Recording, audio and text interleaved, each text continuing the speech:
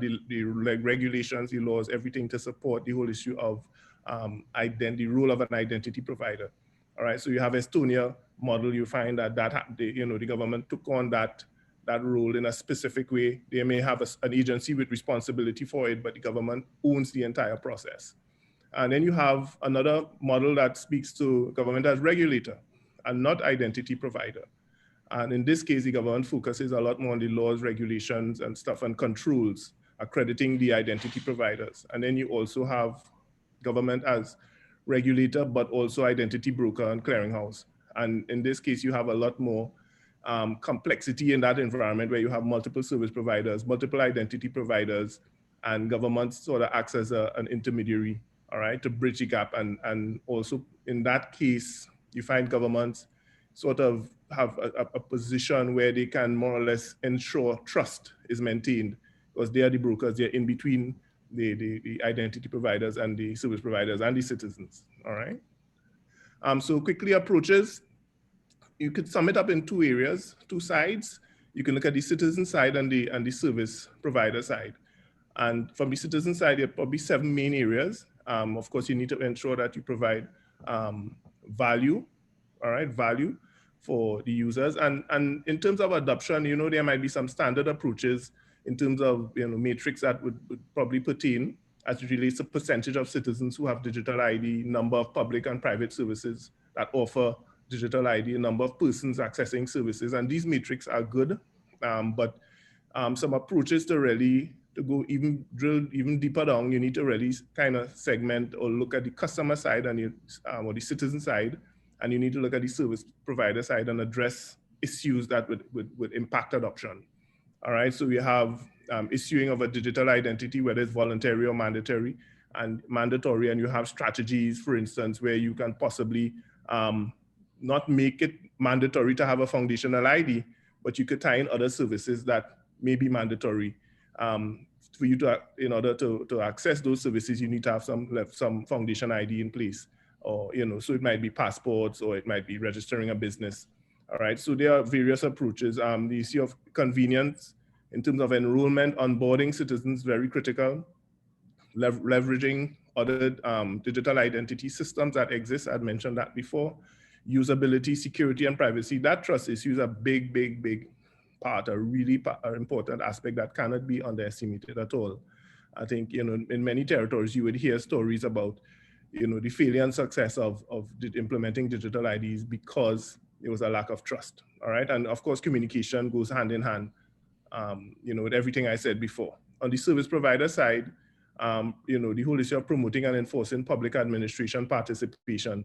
So it's not left up to the private sector, but governments have to be really involved in the whole process, all right? Engaging with the private sector operators as well, introducing identity brokers where it's needed, especially, it impacts especially the citizens in terms of security, and fostering a federation of identity providers where you have a real complex amalgamation of identity providers, service providers, all working together. And you need to link those things, and the government needs to probably consider, in that case, rules for agencies, that are vested with the power and vested with the authority to oversee identity providers and service providers offering digital identification services. So as you're getting your sense now of the vastness of the world of digital IDs. In terms of an architectural model, we look at the 3 main ones, key ones. You may have a unique identity provider. And as I indicated here, you have, you can see from the chart, there's a central system, act as a single entity, and an identity provider that authenticates users, service providers, and transfers their attributes, all right? And these systems are often designed or streamlined for service delivery and enable data aggregation, et cetera, across multiple providers. All right, so you're seeing there, this is a simple view. Then you also have multiple identity providers in cases where, all right, you may have other service providers in the mix, all right? And that is where you probably have more like a distributed system, all right? But yet still there is control and management at the identity level. All right. So in cases like these, it's important to have control and to have management in place where, and I spoke about the whole issue of the federated approach, where you have that oversight and governance. So the architectural models are linked to the appropriate governance models. All right, so your governance model has to match the implementation. All right, so that's something that we need to, and this is another model that deals with the identity broker and the middleman, government playing that role. So in each case, you have government intervention and support. And that identity broker is an excellent approach where you have multiple identity providers in the marketplace and various service providers, and you want that broker in the middle there, ensuring that privacy, security, and all those other things are in place, service quality, etc. All right. There's some risk, and I'll just identify four core areas: exclusion, and that's a big thing. Ensuring that making access to social programs or voting are conditional. All right, so we have to be very careful that we don't tie it into, and we have had experiences in the region with some of these challenges where people perceive the ID as tied into some other imperative, all right, or some other agenda. And so exclusion is important, that we ensure that whatever we do, we don't exclude people, all right, especially those who are more vulnerable. The whole issue of privacy and security violation, that is the whole issue of trust and discrimination, fraud, misuse. We know what's happening. We're reading articles now with HSBC and all those multinational companies across the globe, and the whole issue of impropriety happening at that level. So I think the issue of privacy and trust is critical. Vendor or technology lock-in, again, you don't want to find yourself dependent on a specific technology, but your platform must be robust enough. Your solution has to be robust enough, so you can scale and maintain cost and maintain control over cost and flexibility and services that you intend to deliver.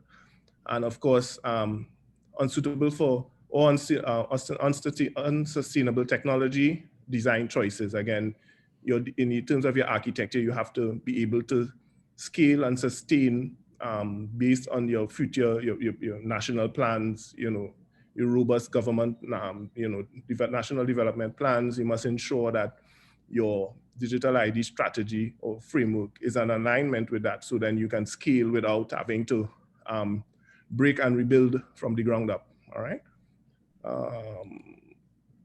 Good. Just quickly, some challenges. We have a few that I would identify here. So if you, and these challenges relate to, developing countries in the main, weak civil registry systems. If you have an inherent weak system, you're building on a digital platform on top of a system that is inherently weak. So those are things that we need to consider. Limited connectivity to infrastructure, that's more or less straightforward. Lower latency levels. In some areas, they may be underserved in terms of service quality, especially broadband. Lower government capacity or trust, that's a big thing, as I mentioned before. Procurement, that has to be robust, as well as insufficient national cyber capacity. So those are some things that we need to look at. In terms of success factors, you have to be focused on the outcomes. It has to be context-based. So you have to have an end game in mind, and not just implementing technology because you need to do it. All right, very focused on a vision, and you need to measure by objectives and metrics. All right, coordinated governance and sustained political commitment, that is self-explanatory. You need to have a strong legal and regulatory and operational framework. Gary would have mentioned a lot of those things, as well as privacy and security by design. All right. And a few more specific strategies and efforts to reduce risk of exclusion especially in the enrollment part and the authentication. So we have to be very careful what level of proofing is required. And we know for digital IDs, the level of proofing is robust. And so you need to ensure that when I say proofing, you mean, the first instance where somebody is validated as that person and issued a digital ID. So we need to be careful what strategies we're going to employ to ensure that we don't leave anybody out. Public engagement and consultation, big. An holistic approach to civil registry and ID, right? While we might be implementing in phases, we have to have a holistic approach, right? And the use of international standards, again, benchmark against what we're doing. All right, so we're tracking what's happening globally and we're not just operating in isolation. All right, and my last slide is a typical roadmap, a digital identity planning roadmap. So, and it would encapsulate some of the things I said before, the status quo, you have to look at that, right? The current ID system operating within the country and their strengths and their weaknesses, right? So you may have to certainly make some changes to the status quo. We've done this before, this is the way we do it, that may not necessarily apply moving forward. You need to have a vision, clear goals that are set, and how your population would benefit from the services, how the private sector would benefit. Look at constraints that I've mentioned some before, obstacles you anticipate, challenges, how you plan to mitigate against those things, cost benefits, of course, as well as the risk is important, the potential risk, how do you, especially things like privacy and security and exclusion. So those are some points there that we need to focus on. So that is quickly the end of the presentation for me. Thank you very much, Junior. I think between yourself and Gary, you laid it out very well there. I mean, there was a lot that was in there. We just kind of glossed over, but certainly these are the things that we're looking at here in the CTU, and we encourage our member governments as well to the approaches we encourage them to take. There is one quick question that I think is appropriate to take at this time, coming from Kevin Swift, and he was asking if under the National Digital Identity System, is it thought to have recognition of CARICOM issued public documents whereby traditional legalization or notarization would be supplanted by e-services?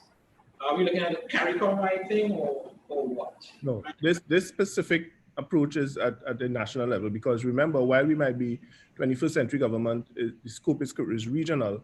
You're talking about implementing national IDs, you start at the national level. The approach is to have a general framework that can be applied regionally, that is declared regionally or agreed upon regionally, but could be applied at the national level.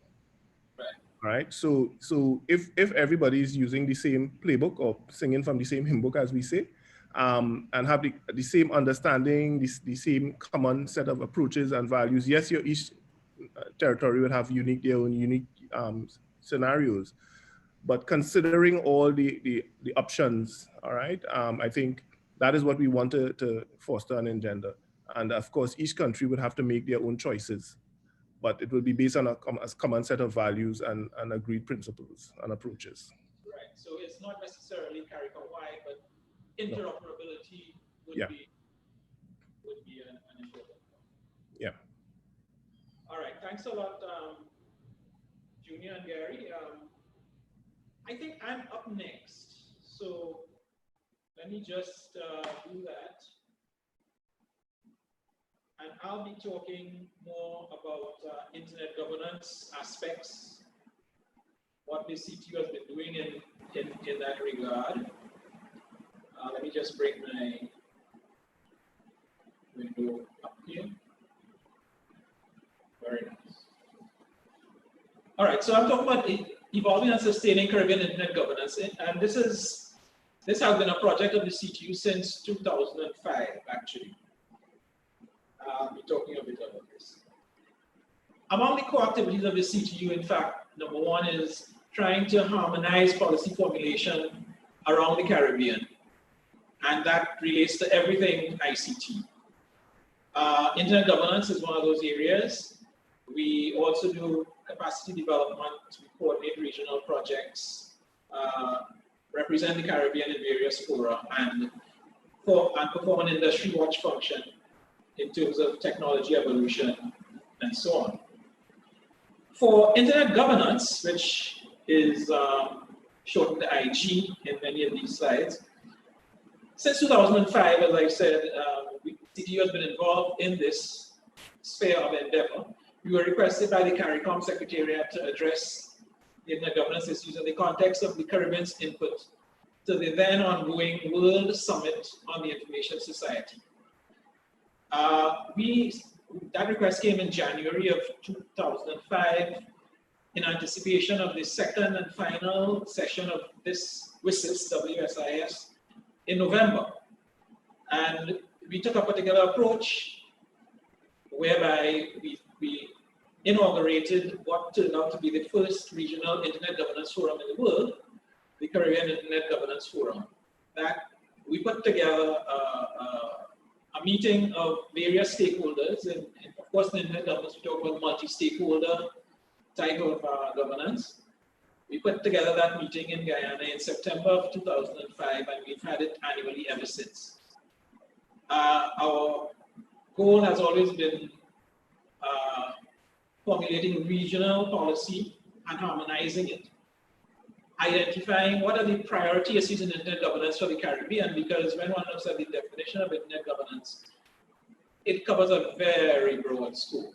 It is technical, it is legal, it is social, it is all sorts of dimensions associated with it. So out of that whole broad range of factors and areas, we always have sought to identify and focus on what are the Caribbean priority issues.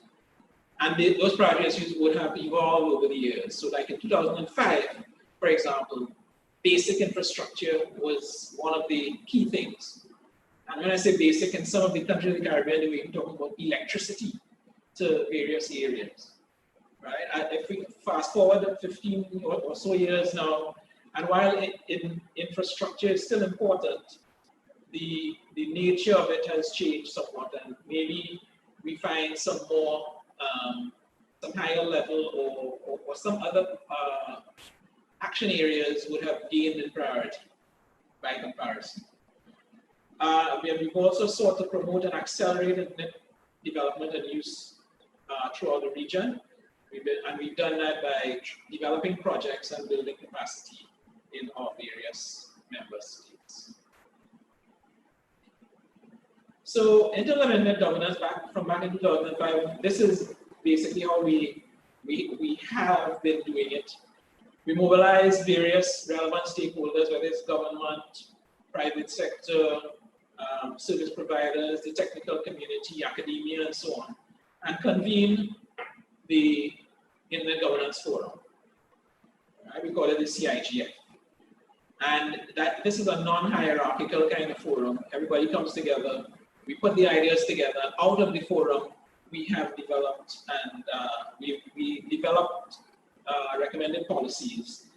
And what is distinctive for us in the CIGF is that we've always, from the outset, sought to document our agreements in a particular way. We produced a document we call the Caribbean Internet Governance Policy Framework, first issued in 2009 and subsequently updated in 2013 and 2016, and we propose again to update it for 2021 now. And that policy framework document would have guided us in implementing policies in governance and trying to implement projects as well in internet governance. So that's a kind of a regional level picture. And we've involved relevant stakeholders, sometimes internet organizations, international organizations, and so on in the work. But we realized that operating at the regional level wasn't not necessarily the best thing. This is not to say that we weren't successful. I think this is quite a long list of achievements we've had from our Caribbean Internet Governance Forum. We've now had 16 annual CIGFs, in addition to Caribbean ministerial seminars and other sessions on internet governance, mostly associated with what we had our Caribbean ICT Roadshow for several years from 2009 to 2018, I think it was. We've also hosted one edition of the South School in Internet Governance. This is a Latin American-wide initiative whereby stakeholders from all over Latin America come together in one of these capacity building events. It was held here at Hilton, I think, in Port of Spain. I forget the exact year, but it was probably somewhere around 2015 or thereabouts. We looked at critical internet infrastructure as well, and we've sought and had some success in developing internet exchange points in the region. We've spawned, I would say, 3 national internet governance fora, one in here in Trinidad and Tobago, one in Barbados, one in St. Vincent and the Grenadines. We've had another couple kind of startups that haven't really formalized as yet, and Belize is one that I can think of. And as I mentioned, we've had 3 issues of the policy framework. We have some ongoing efforts.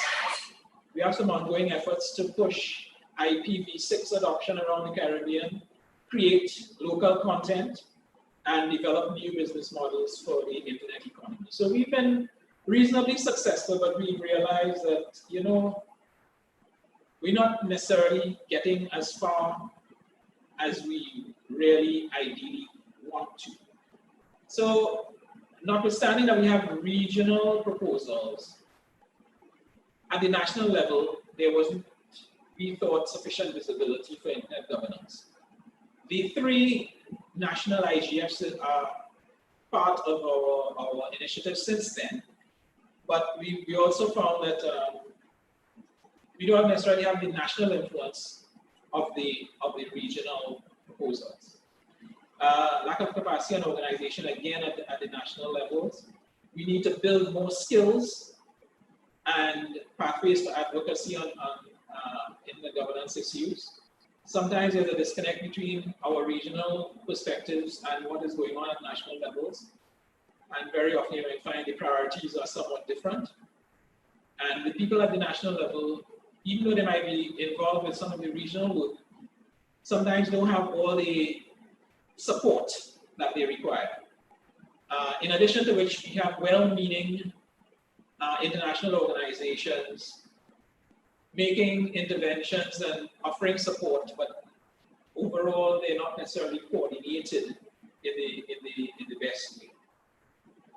So since 2014, actually, we started taking a somewhat different approach, whereby on the left is where we started with the Caribbean Telecommunications Union, basically organizing a CIGF, and out of that trying to do consultations, capacity building, and executing, and so on.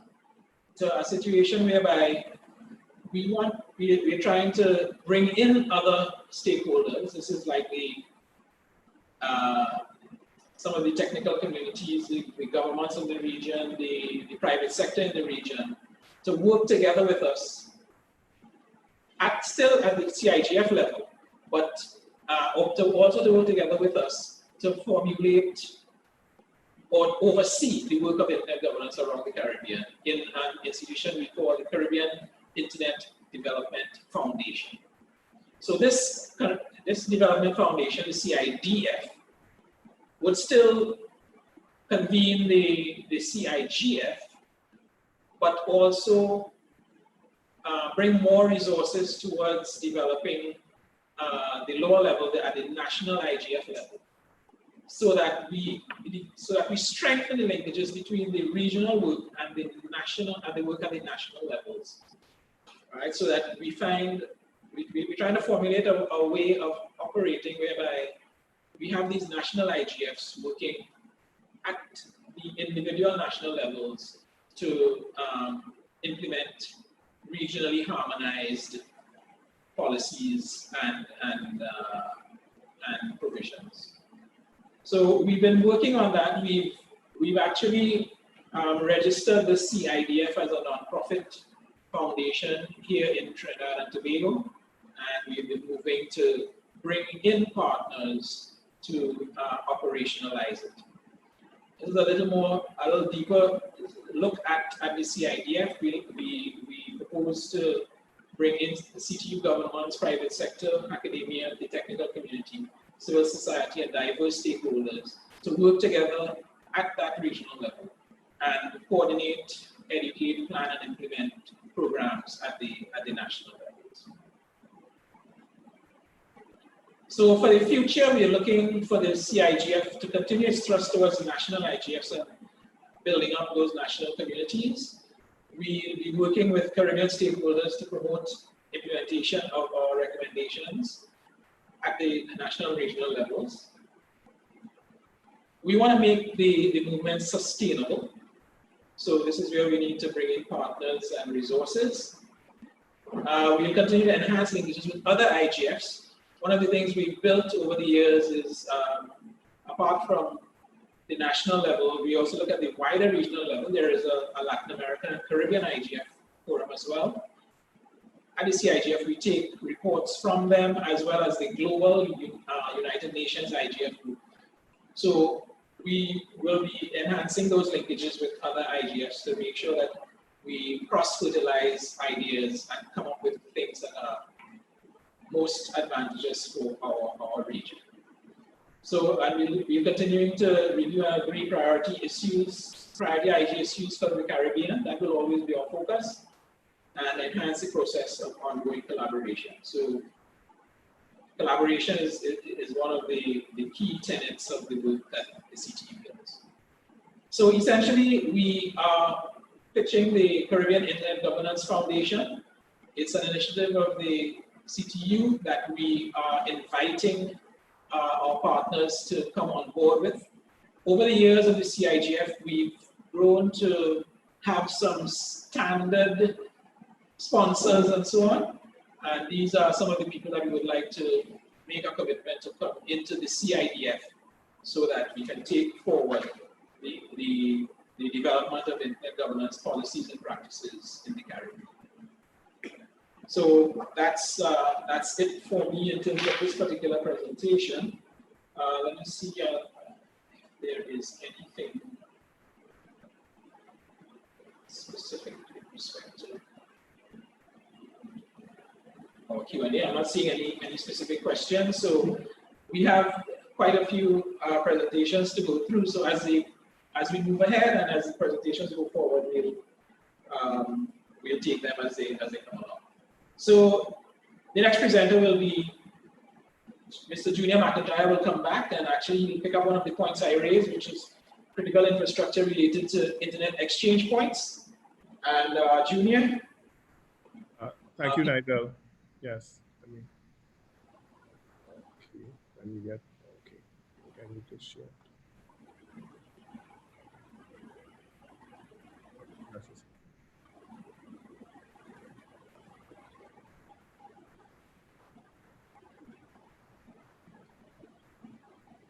Great. Everybody seeing my presentation? Yeah, we're seeing it. Okay, great. So a lot was said about internet exchange points. I believe the context was laid earlier today. Several discussions and statements made by the Acting Secretary General. Let me get to the right. Okay, so just to bring everybody up to date, there is, as mentioned before, there is a regional effort to revitalize, resuscitate, and revisit internet exchange points currently in the region. And we, the CTU, have been working earlier this year with our IXP managers to more or less kind of mobilize them. We had several meetings. We had an initial meeting with our IXP managers at the RN CTU workshop forum, where we engaged them. We actually, prior to that, we completed we developed a survey or questionnaire, and that really sought to establish a baseline for the various IXPs in our region, where they are, what are their needs, what are their strengths, weaknesses.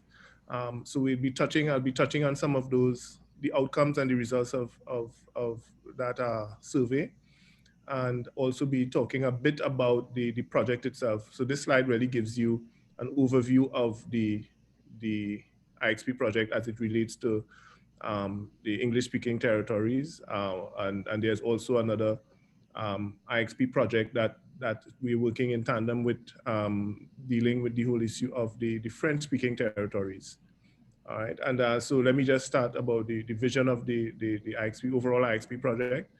You can see from this slide, it's focusing a lot on looking at the outcomes and the effectiveness of IXPs, the usefulness of it and the impact. So you see the whole issue of effectiveness or connecting public services, private institutions, basically everybody in the space at the national level connecting to IXPs and ensuring that as a viable point of contact, a viable point to exchange traffic locally and across the region as well. All right, so you can see from the diagram here, we're looking at all the entities. We want as many as the academia, private sector, not only the ISPs connected to not only the internet service providers, but all all the other entities as well. So the whole issue of a cluster of national IXPs or regional IXPs is critical, and we would know coming out of the current position we are in terms of COVID-19 and the uptake in the use of the internet and the whole issue of the strain or the stress that is placed on bandwidth capacity.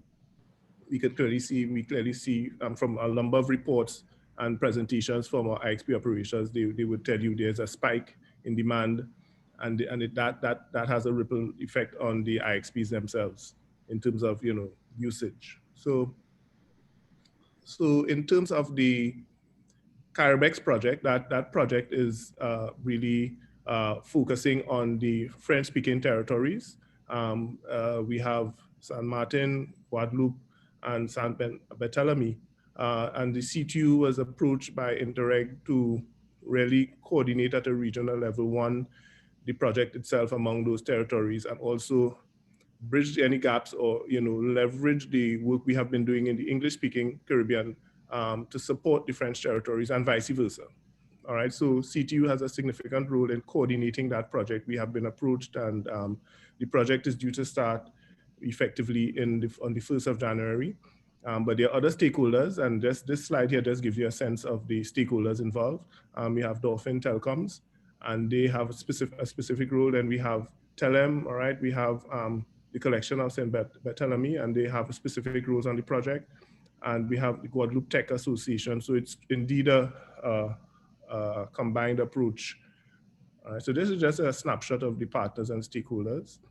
And so what we are trying to do or attempting to do is to more or less collaborate among the activities. So the project, as I said, would start on the 1st, is due to start on the 1st. Officially, we've been working in terms of project preparation for a while now. And officially the project starts going to be kicked off on the 1st of January 2021. And these are some of the core activities we will want to collaborate on between our Caribbean IXP proliferation project and the Caribex. So the capacity building will be a key area. Training developments, we would want to leverage resources. We have over the years developed significant resources in the region. We have the CARPIF group, we have Caribnor group, all right, and we have, even from our survey, we recognize that we have a number of IXP operators who actually work with other IXP operators to build capacity. So it's happening organically, but we want to put more structure and support inside of that. So there'll be a lot of collaboration and training and development in terms of content creation. That is a big thing. That's one of the things we included in our survey, and we got some interesting feedback on that. The development of a governance mechanism for IXPs, engaging the stakeholders, implementing the infrastructure, and facilitating interconnection, as well as establishing a basis for local content industry. And that's one of the mandates of our project. And so we want to ensure between the two initiatives that there's significant collaboration in that regard. All right, so I would have mentioned the 3 territories before and their specific approach. And I'll get to the survey results now. All right, so the survey basically focused on 3 broad areas: policy perspectives, technical considerations, 4 areas: growth and sustainability, and measuring impact. All right, so these were the territories that we had approached. We got responses from 6 out of the 9, and we still following up with the other territories. One of the questions the survey focused on, is there an appointed dedicated IXP coordinator? And 67% said yes, but 33% said no. All right, so that's one of the areas we know came out really glaring in a lot of cases where there is a need for a dedicated IXP manager, not part-time, but somebody who's really dedicated, and that means that you have to have the supporting mechanisms in place for that to happen. All right. The other question would have been, is there an IXP oversight team? So apart from having somebody with direct responsibility for managing the IXPs, is there a team? Is there a cross-functional team, or a team that a multi-stakeholder team? All right, and therefore we got some responses there. Yes, there is. 83% said yes, there is a multi-stakeholder team of sorts, and then 17% said no. All right. So we're seeing areas where we need to strengthen. In terms of governance again, another question was, if yes to the previous question, how does the team meet? And in terms of frequency of meeting, we recognize that 33% said, well, they meet once a year and across the board, whether it's quarterly, monthly, all right, or every 6 months, we had 17% spread across. All right, so these questions kind of tell a story. In terms of policy perspectives, is there a written pairing agreement? Yes, we had 67% said yes, and a written pairing agreement, 33% said no. In terms of growth and sustainability, how many types of participants are connected? And interesting question, we'd expect most respondents to say yes. In ISPs are the large, in the main, the larger, group, and in all, all the responses says yes, but we have varied responses for others. And even in terms of local content providers, that was one of the questions. Half of them, 50% said yes, we have local content providers. Then we're looking at academia, and we're looking at other agencies, government agencies and stuff. So we see where there's some room for improvement. Results-based measures. We looked at the impact of results-based measures on the IXPs. The question would have been, are any of the following indicators used to aid in tracking the growth and impact of the IXPs? Of course, number of root server instances, yes, that is used to track.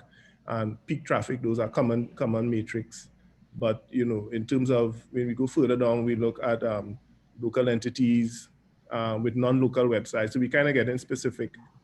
We realize that, okay, there's not so much local websites connected, hosted on local IXPs, number of local hosted major websites again. All right, so you look at the numbers, and it tells you a story where we really need to focus a lot on building capacity in the region. Is there a written peering agreement? I think I'd asked that question came up before, right? That's a duplicate there. Right, okay, good. All right, and this question says, please rate the extent to which you agree that any of the following will be beneficial to strengthen your IXP. So basically we ask some general questions in terms of if an IXP website will be useful. We got 50% said yes, strongly agree. Then you had varied responses. Training programs to build capacity for operators, that was welcome, 67%. And then you have somewhat in the mix there. And then a Caribbean Association for IX, and it was a really good response, 83%. So we're clearly seeing that there is the whole notion of collaboration is there, is welcomed, and so we're going to pursue it. The role of the CTU inside of this is to represent the IXPs at the regional level, at least have and sort of sensitize our members about the importance of IXPs, and not only sensitize, but also provide the opportunities for IXPs to be tabled at the national level in terms of national ICT development plans. How many of our national ICT plans include the discussion about on internet exchange points and their benefits and their impact? So sometimes these things could fall by the side and go unnoticed. So we're just trying to encourage and remind people. So projects. The stages of the projects are identified here in a broad sense. We completed the survey, and so we have a sense of the baseline. but we continue to have interactions and focus discussions with our members, all right? Focus group meetings, and we plan a few. And the whole notion of the regional IXP association is something that we would definitely pursue. We want to widen the collaboration, ensuring that we move forward with our English and non-English speaking stakeholders. And as we kick off the project in January, that will be a major part of the whole implementation trust. And of course, at our meetings like these, we will continue to raise awareness and put forward policy prescriptions to our members to, to take affirmative action to move the IXP agenda forward. So this is just the start, and we will give you a sense of what's happening on the IXP landscape. I think I stayed within my time, Nigel, this time. Thank you very much, Junior. I'll move on now to the next presentation. But before I do, I see a late-breaking question related to the digital ID thing. And it's an interesting one. It's not so much a question. Well, it is a question, but it wonders. We hear about the successes of places like Estonia and so on, but do we ask them about what failures they might have had, what challenges they might have had, and that we can take into account in formulating our ways going forward? And another question is, with the CIDF, the Development Foundation that we propose to be an appropriate vehicle for advancing the IXP work. Well, I'm not sure what the objectives of the IXP work, if it's more operational, commercial, as compared to policy, foundational, like what I would anticipate the CIDF addressing. But what do you think, Junior, in terms of those? Well, the latter question is the whole issue of I think the CIDF is, to always incorporate, critical infrastructure, which IXP obviously is. So I would say yes. I mean, the IXPs would play a significant role in the CIDF in terms of, promoting and driving, both from the commercial and private sector side, as well as the, as governments driving the initiative forward. At least getting one of the areas I would see is even funding and support in areas where it might be needed for IXPs. The CIDF could play a significant role inside of that. So certainly, yeah, the CIDF would incorporate all the critical infrastructure, including IXPs. The second question, the first question actually, yes, I would have mentioned a number of challenges, and those challenges will focus more in terms of failures and pitfalls and stuff, things to look out for in terms of the national ID, would have focused more on developing countries. So a lot of the points I would have raised would have been, focus on experiences that would have occurred while implementing in developing countries and major pitfalls. So yes, so it would have been mentioned and considered. Okay, and what about governments being part of the IXPs, ASNs and all that stuff? Oh yeah. I mean, we would see from, and I think that has already started from the recent CACIP project. All the CACIP countries would have requested ASNs, so governments could have their networks, paired at the end, and beyond just pairing at the IXPs, just to have autonomous networks in and of themselves and the benefits of it. But certainly that is welcome. That's one of the questions we asked in the survey, and we recognize we had about probably 50% or 63% of the respondents said that they have governments paying at the IXP, as well as lesser extent academia or academic institutions. So yes, there's a need to do some work in that area. All right, let me run on here for the time being to the next presentation. We're going to be looking at Caribbean spectrum management. Bringing an update on what the CTU has been doing in Caribbean spectrum management.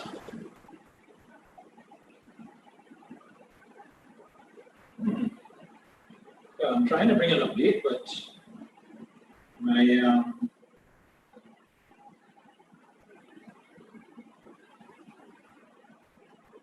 that's the stop here. It wasn't I wasn't getting it to advance. 1 second. Try it again.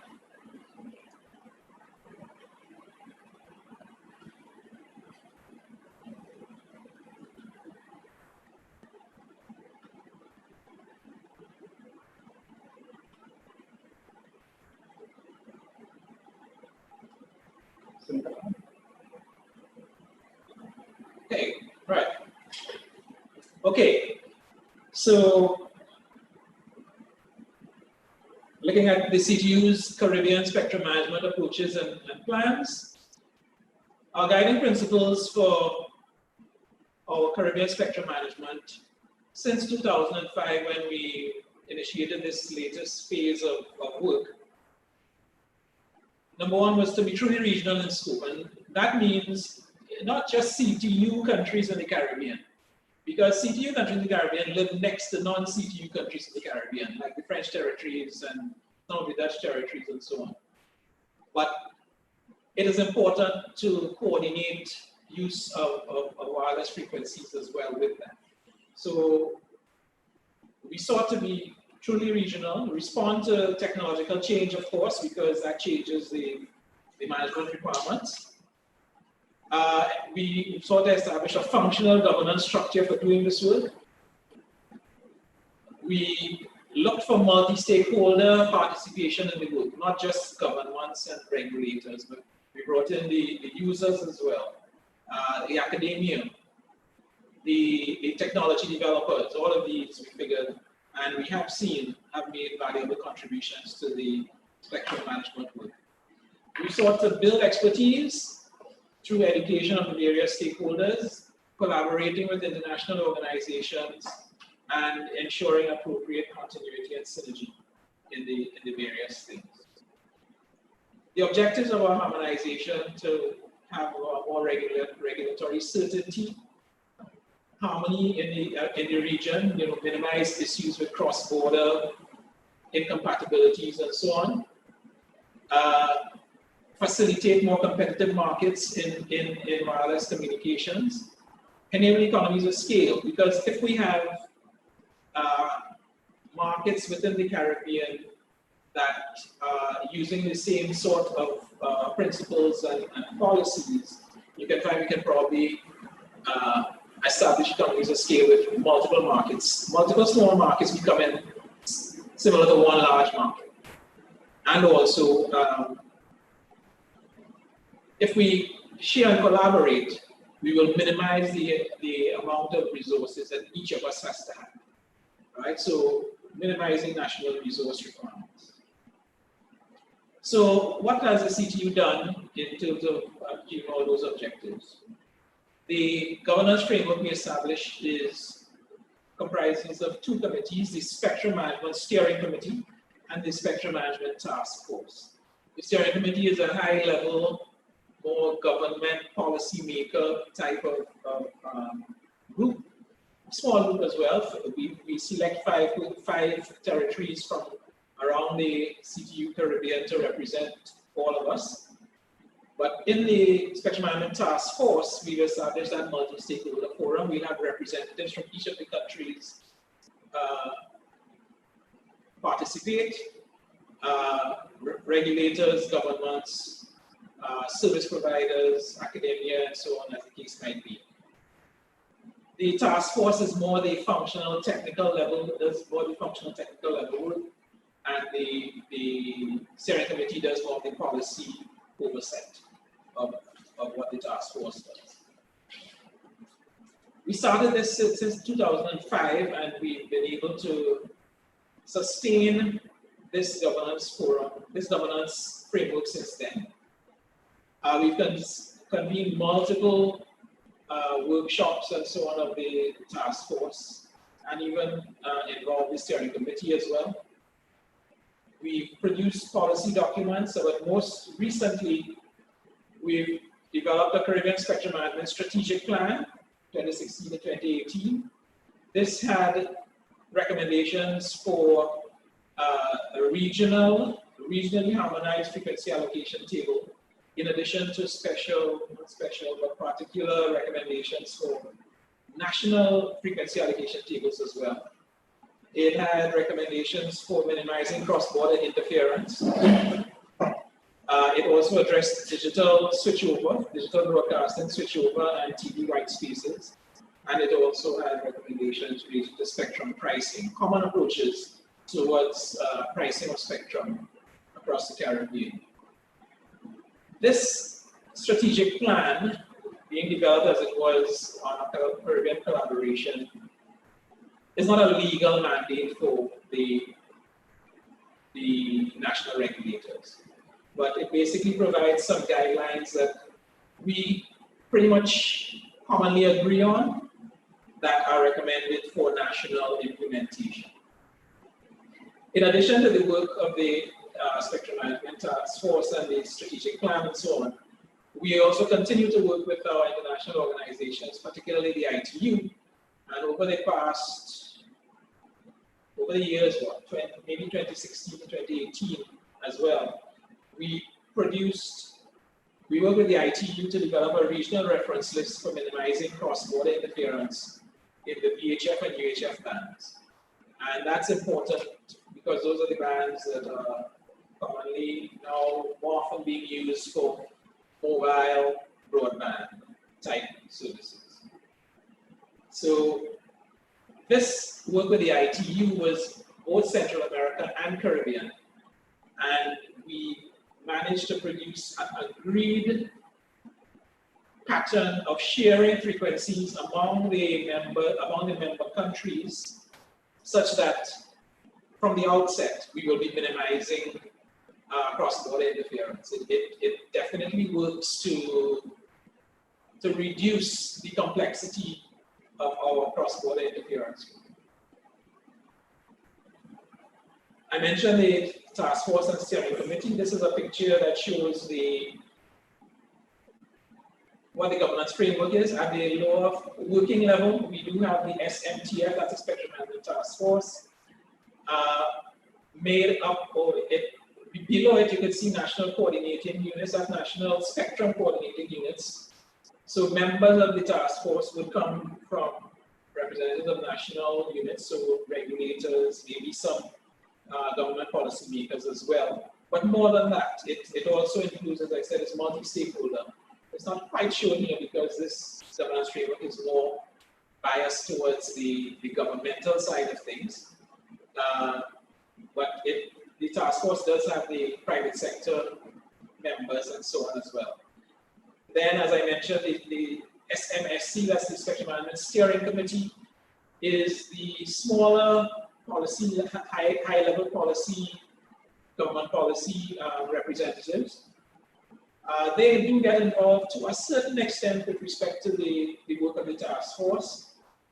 But at the higher executive level, the work of the task force passes through the steering committee to the CTU's executive council, and as maybe as required as well to the CTU's General Conference of Ministers.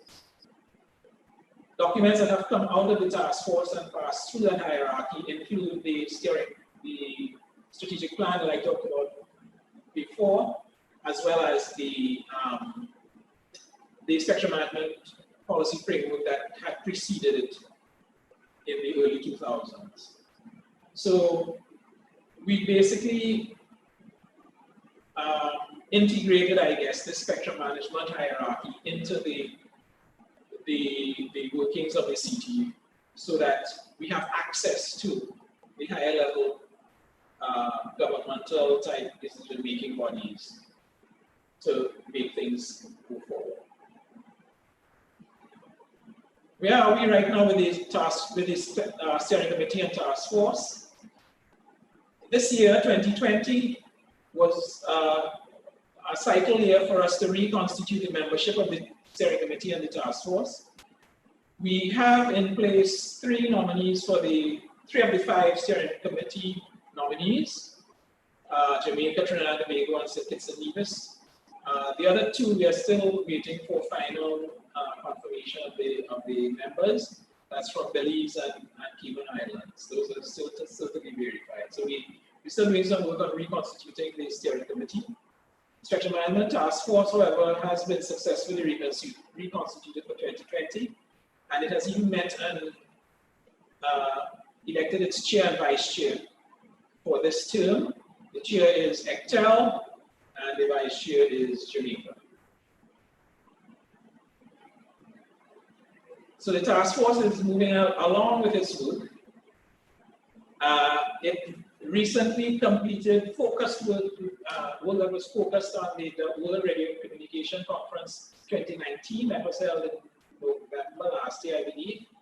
And that is a global treaty conference that reviews and updates the global radio regulations of ITU. Through the work of the Spectrum Management Task Force, the Caribbean territories had a very influential voice in the Americas region proposals to the WRC, and they also had a very influential voice on the floor of the conference by the countries that the 6 or so Caribbean countries that were represented at the WRC. I was held in Egypt last year in November. Since the end of the term of the strategic plan, we realized that there were some items still not completed from that. So we are continuing to implement appropriate measures of the strategic plan, but we are now guided in the task force by annual action plans that are developed by the task force. So there was an action plan for 2019. A lot of it was focused on preparing for the WRC 19. Our action plan for 2020 looks beyond that now and looks to pick up and complete items that were left undone from the strategic plan. The task force has had 2 meetings for 2020. Both of them have been online. We haven't been able to meet face-to-face, COVID-19 and all. And, but in addition to our routine meetings, we've also had an online radio communication seminar with the ITU that was held over a 2-week period in July and was very, very well attended. In fact, we had something like 375 registered participants from all over the world. Given that the regional seminars are online now, we don't necessarily have to restrict its participants to the region. And in fact, a lot of people register from outside the region as well. I mentioned our action plans.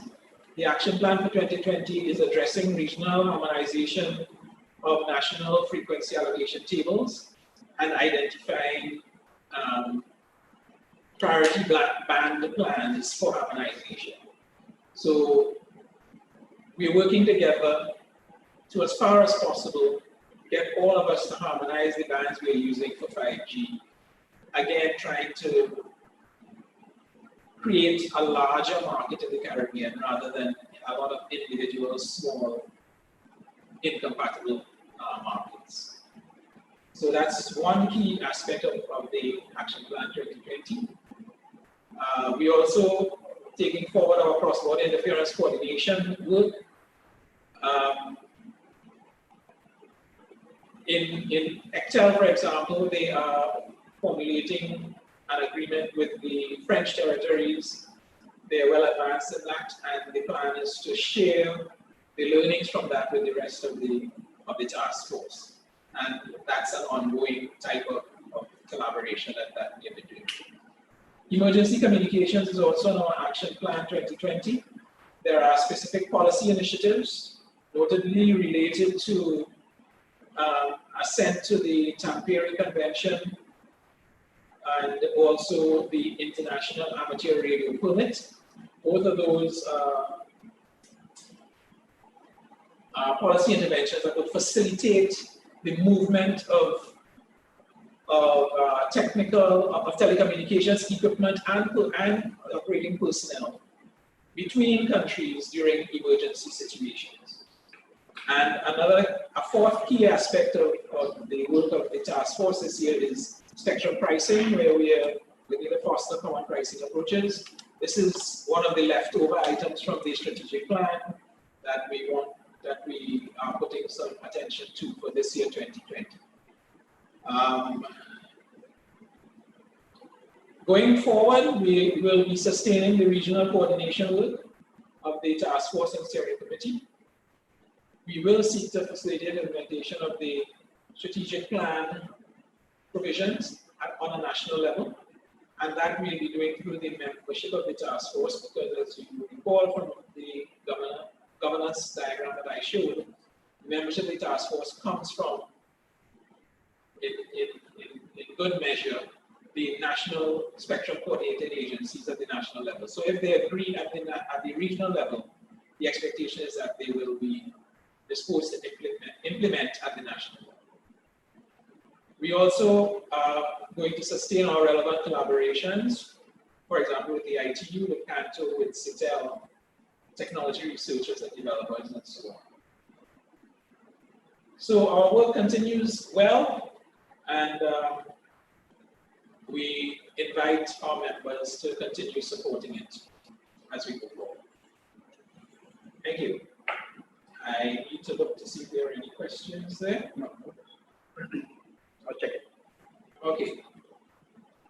Thank you very much. Okay, so actually we will move on to our work related to ICT for persons with disabilities, and we'll have a presentation on our Caribbean Video Assistance Service pilot by one of our secretarial consultants, Mr. Trevor Privat.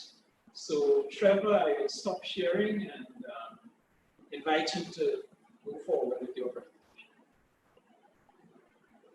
You're muted, eh? I have to find it first. Okay, thanks.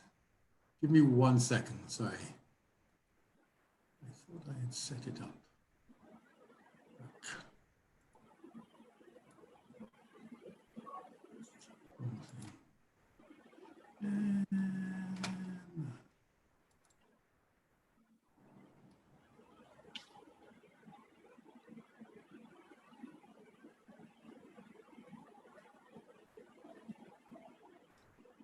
Give me 1 second, sorry.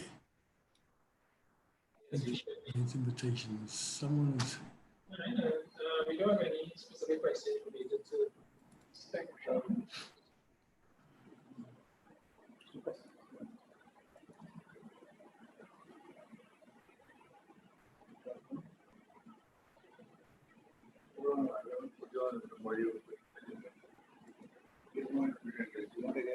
Right. Okay. Are you seeing my presentation? Yes, we're seeing it, Trevor. Correct. Yeah. Okay, great. Okay. Right, and you would do that to me. Okay, and it started off at the end instead of the beginning. Let me start that again. Hold on 1 second, sorry.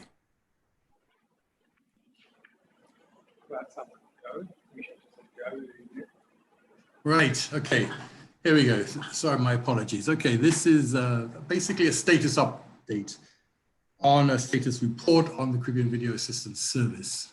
Okay. Right, so just a quick reminder, what CVAS, which is what it's, Caribbean Video Assistance is short for, it provides communication services firstly to the deaf, which is what's normally known as VRS services, video relay services.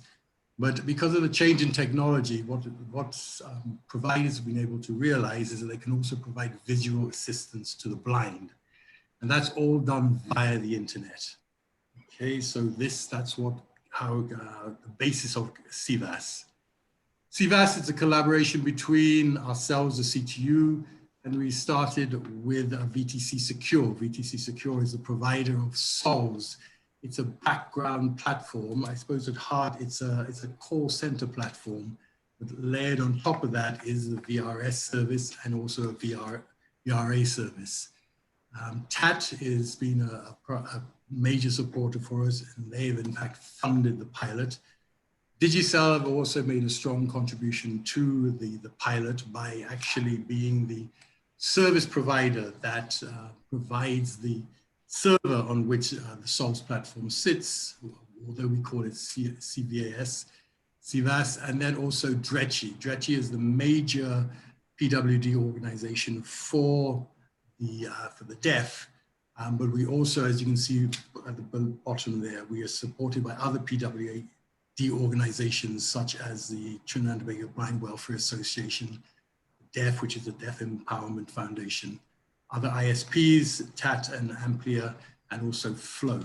So it is really a multi-stakeholder collaboration, very much in keeping with how the CTU does its work. Okay, the CVAS is unique because really it is, I believe, I've sort of done some checking. I do believe it's the first service of its kind in the Caribbean. In other, let's say, places like Puerto Rico, you may be able to go into a service provider out of the United States, but it's not a locally driven thing, whereas CVAS will be a local regional service. One of the important things, it doesn't use proprietary equipment, which is really in the past, that's how it was done, and it was a very expensive undertaking. I remember a few years back in Barbados, they wanted to introduce something like this, and the figure was in the millions of US. So that really was not sort of viable, and it never came to pass. And importantly, it makes extensive use of the internet, okay, because it's all internet driven. Right, so it's important to also realize that CVAS is a continuation of really the CTU's work in not only ICT for PWDs, but that should also be framed in the work we do in ICT for all as well. So back in 2013, I think it was in Jamaica, towards the end of 2013, we ran our first ICT for PWD policy workshop. And that was very successful, it was very well attended.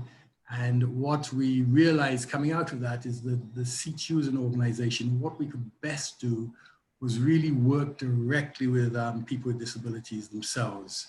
So from 2014, we started and have been running since then a whole series of ICT for PWD workshops, primarily for the deaf and the blind. But what we do want to do is increase that workshop attendee to people who have mobility issues, because there's a whole set of technology devices that can make life simpler for them as well. So we've been doing these ICT for PWD workshops. We tend to piggyback them with the statutory meetings. So for instance, if we've been in Grenada this year, we would have run an ICT for PWD workshop, a couple of them this year there. Between what happened then, in 2015, one of our facilitators, ICT for PWD facilitators out of Jamaica, he was sent to this what's called an M-Enabling Summit, which is held in Washington, DC every year. And he was able to see and meet with what's the organization I mentioned before, VTC Secure, which produces who is the one who is instrumental with the SOLVS platform. Okay, so we started working with VTC Secure. I would say that would have been towards the really 2016. What happened, they got very busy. They've done a lot of work for the Federal Communications Commission. They've done work with the ITU, that's VTC Secure. So they went very quiet on us for a while, but then they did come back on the scene. And we started working with them. And together we put forward this proof of concept, which was run in early 2017, where we actually demonstrated that this could work. So we had folks here at the CTU headquarters. We had VTC Secure sitting in Florida, and we were able to demonstrate that this thing could work. So from 2017 through to May 20 is a long time there's a big gap there. But what we were doing there was we were really trying to ensure that this thing could work properly, and also as properly as we thought it would. We also had to identify funding for the pilot. And then we were met with quite a number of technical challenges. Digicel had its own internal challenges, which they had to work through. But they had really stepped up to the plate and had offered their services as the provider of the server for the SOLVS platform. So eventually, when we worked everything out, we actually launched the pilot in the beginning of May 2020. Of course, as you'd realize, what happened was that we launched basically a couple of months into these lockdowns from COVID-19. So that really didn't help an internet service like CVAS, because lots of more people were at home. There was tremendous and significant increase in the use of the internet, such that the internet service providers were under pressure. And that led to the degradation of the internet service that our users, in this case, our testers, and also our agents. We use a distributed agent system who provide the services to the users. And so they are located throughout Trinidad and Tobago, and it's really very much dependent on the internet service that they receive. And obviously the internet service at the location of the user as well. So, you know, the internet has allowed us, and the improvement in the technology has allowed us to really bring CVAS to the people. But it's also it's almost like a double-edged sword, but it is working. So these are the phases that the pilot entailed. Excuse me. Between March and April, we started training, and VT Secure was instrumental in helping get our agents. The agents are primarily sign language interpreters, and but they needed to be able to function properly on the system. And they've hitherto, really, most of them have not been in this video relay service type environment. So it's important that we train them up, and we were doing that for a couple of months to get them as ready as possible to go into this testing mode. So what we did was, after we'd sort of done that, we moved in May, the beginning of May 2020, into a beta testing mode where we invited users to come on board to use the system. We knew that we wouldn't have a fully smooth sailing. So it wasn't that we wanted to just sort of do a big splash and go out to the public. We wanted to make sure that the thing was running. There was then an upgrade to the agent system, the Solve system, basically, that took place in June 2020. But what we realized as we started with the users testing the system for us, we found that there was a lot of technical problems related to the level of internet service that the users were having, the problem with the internet service the agents had. Also problems with, for instance, certain routers, PUC, which is the application that the users use to contact the agents. It's not compatible with certain, particularly B-Mobile routers. So there's those sort of things that we had to work through. We therefore put in place an aggressive testing of the system to try to make sure that we could move to a position, which is where we are now, where we could open the system to more and more users, to move from the tester system into a full-blown signing up and getting users on board. The problem with that, though, for us is that COVID-19 is still wreaking havoc for us, in as much as really the best way to get people who are blind, people who are deaf to get signed up onto the system is really to go to them, to their organizations, to have them, to hold open houses in the organizations and to bring them in. You can get them signed up in 10 minutes. For a blind person, it can take, for you working over, let's say, WhatsApp with them, it can take hours to get them signed up because of the nature of the system, and of course, because of the nature of their disability, because of the registration and downloading of the PUC app that they have to go through. So what we'd hoped to do was have these open houses, but because COVID-19 lockdowns are still very much in place, and because organizations really don't want a lot of people coming to them, we've had to rethink how we're going to do that. We're looking at doing Zoom meetings. We're looking at doing what's called Facebook Live meetings to try and get as many people signed up as possible. So what we wanted to do was to really sort of move from the beta testing stage as quickly as possible into the pilot, sort of full piloting of the program, so we could end that at the end of October. But what we believe now that we're really going to have to extend the pilot for probably a couple of months to the end of the year in order for us to fully bed it down. Okay, so the pilot overview looks like this. Participants must register. We need them to register because we want them to basically agree to our terms and conditions of use. We really don't want anonymous callers coming through. And then, for instance, we get into difficulty because something went wrong. I don't know, you know, if the worst case scenario is, let's say you guide a blind person and the person gets up, run over by a bus, something like that. So in fact, there is a very strong terms and conditions that the users have to use to protect the agents, to protect all the various stakeholders in the organization, in the collaboration, which is CVAS. We only open Mondays, Wednesdays, and Fridays from 8 to 4 p.m. That was really a funding issue. We were hoping to do it 5 days a week from 8 to 4, but we could only do it for 3 days. We have to do this data collection, which is also going to be critical to someone who's going to take this service over into the future, to show the number of calls, the duration of those calls, and the quality of the calls. So that's one of the very major things that we want to get information on, so that we can pass down that information to the people who will come after us.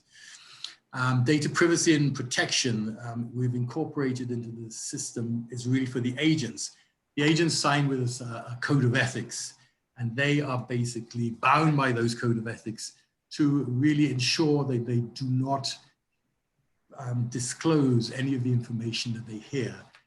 Just to remind you what it is that you have a deaf person who will, through the agent, communicate with a hearing party, and the agent will then become privy to information that really has to be kept confidential. So we put in place terms and conditions that all the agents have to sign to make sure that the privacy of the users is maintained as far as possible. Okay, and basically, the ideal operation we feel to take over the mandate for continuing CVAS into the future is the TAHI. TAHI is the Trinidad and Tobago Association for the Hearing Impaired. They will work in collaboration with the Trinidad and Tobago Blind Welfare Association. But this is not a fait accompli as yet. We need to put that in place. But as you would imagine, the CTU is really a catalyst for this initiative. This is not our primary mandate. We're very pleased and happy to have gotten it off the ground. And it's something that we want to take region-wide. So the first pilot is here in Trinidad and Tobago. The next pilot we hope to do is in Jamaica. But we hope, there's been so much work done in Trinidad and Tobago that we can almost give turnkey operations to the other territories that would like to take it on board. And one of the things that we have also realized that what we can start to do even from now is using the agents located in Trinidad and Tobago who offer services not only to the deaf, but also to the blind as well. We could actually open up the service to blind users across the region now. And so that's something we're also going to explore as we move through the pilot stage. But we have to have discussions with, in particular, Digicel and TAHI and the blind welfare to make sure that something constructed like that could be, they would be willing to take it over. Okay, so basically that is it from me, unless, okay, and sorry, these are the next steps. I thought that was it, was really to collate and analyze the information, and in order of using that to best determine the configuration for the regional service. We obviously, as I say, this is a regional initiative, not just a Trinidad and Tobago initiative. So we do want to encourage more regional governments to participate. My take on this is that virtually every single member state of the CTU has signed on to the Convention for the Rights of People with Disabilities. So really, this is something that they should do. It's almost an obligation on the part of governments to do. But it's, you know, that COVID-19 has wreaked havoc on all Caribbean governments' finances. So, you know, it may not be something they were willing to do. If that's the case, we're going to have to look for other partners to help with the sustainable funding of CVAS into the future. And as I say, the key thing also is we want to extend the service regionally. And hopefully we can do that for the blind almost immediately. That's it for me. Thank you very much. Any questions or comments? I'd be glad to receive them now.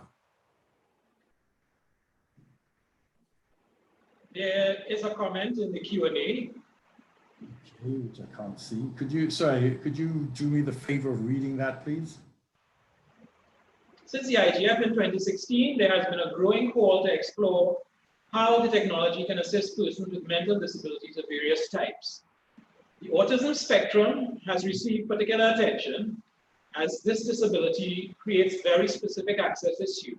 Congratulations for CVAS, a big step in the right direction. Thank you. So it's not really a question, I guess it's a supportive comment. Yeah, that's right. It's and as I said, I would position that in the CTUs. You know, we're not just interested in ICT for PWD, but the CTU is an organization that's committed to ICT for all. So someone who is, you know, autistic, we will try to do something like that. But to be honest, where we were most readily able to help was with the blind and the deaf. We realize now we can move on into people with mobility issues. We can help there as well. But that's something that we need to sort of work on as well. So all of these things is really within what we'd like to do. Right. And we've been talking about collaboration. This is definitely an area that we can collaborate on across the region, sharing resources and expertise as well to make things better for that community. There is, all right, another appreciative comment, wonderful presentation. So thank you very much, Trevor. Thank you very much. Yeah, so we are moving on to one of our private sector members now, and this is Loon. And I see our presenter looking all ready to go, Ms. Jeanette Kennedy, who is the Global Head of Communications, Regulation and Policy for Loon.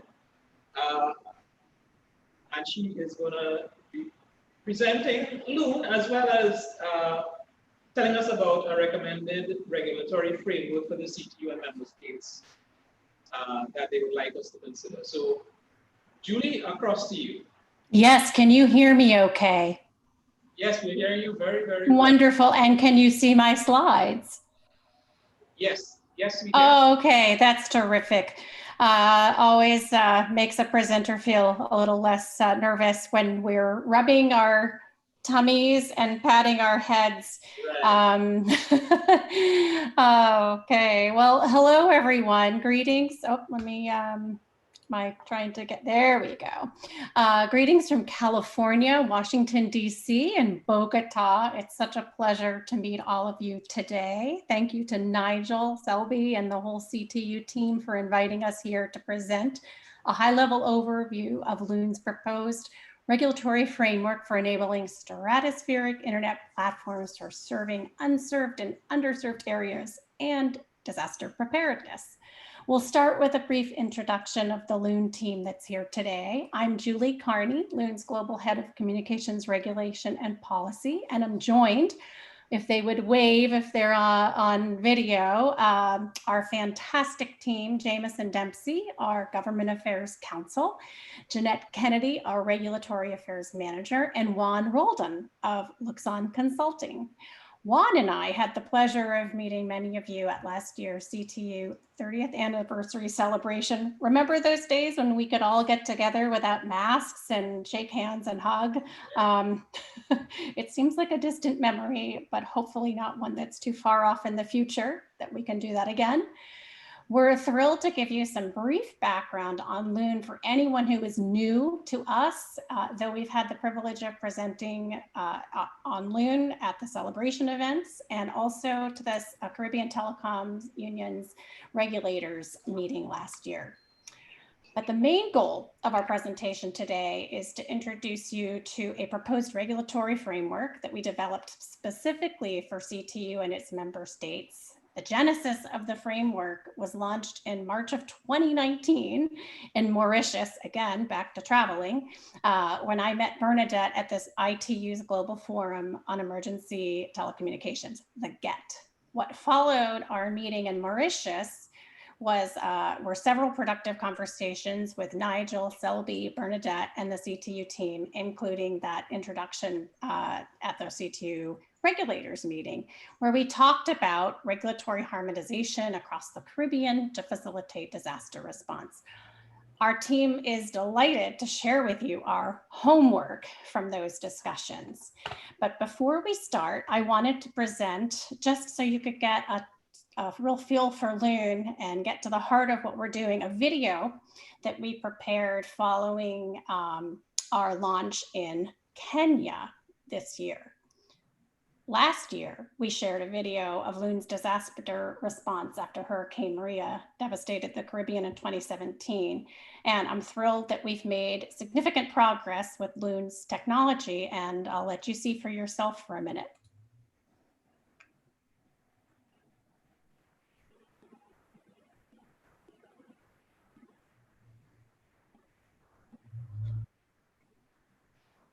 I'm not hearing the sound coming through.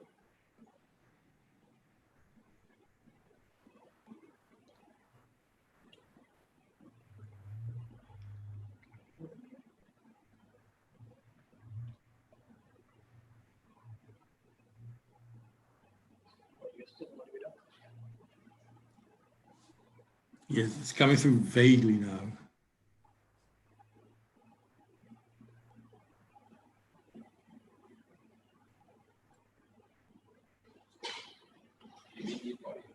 It's our volume.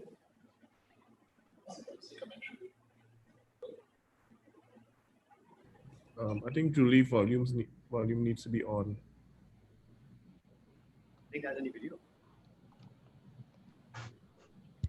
So I understand that our audio may not be working. Right, correct.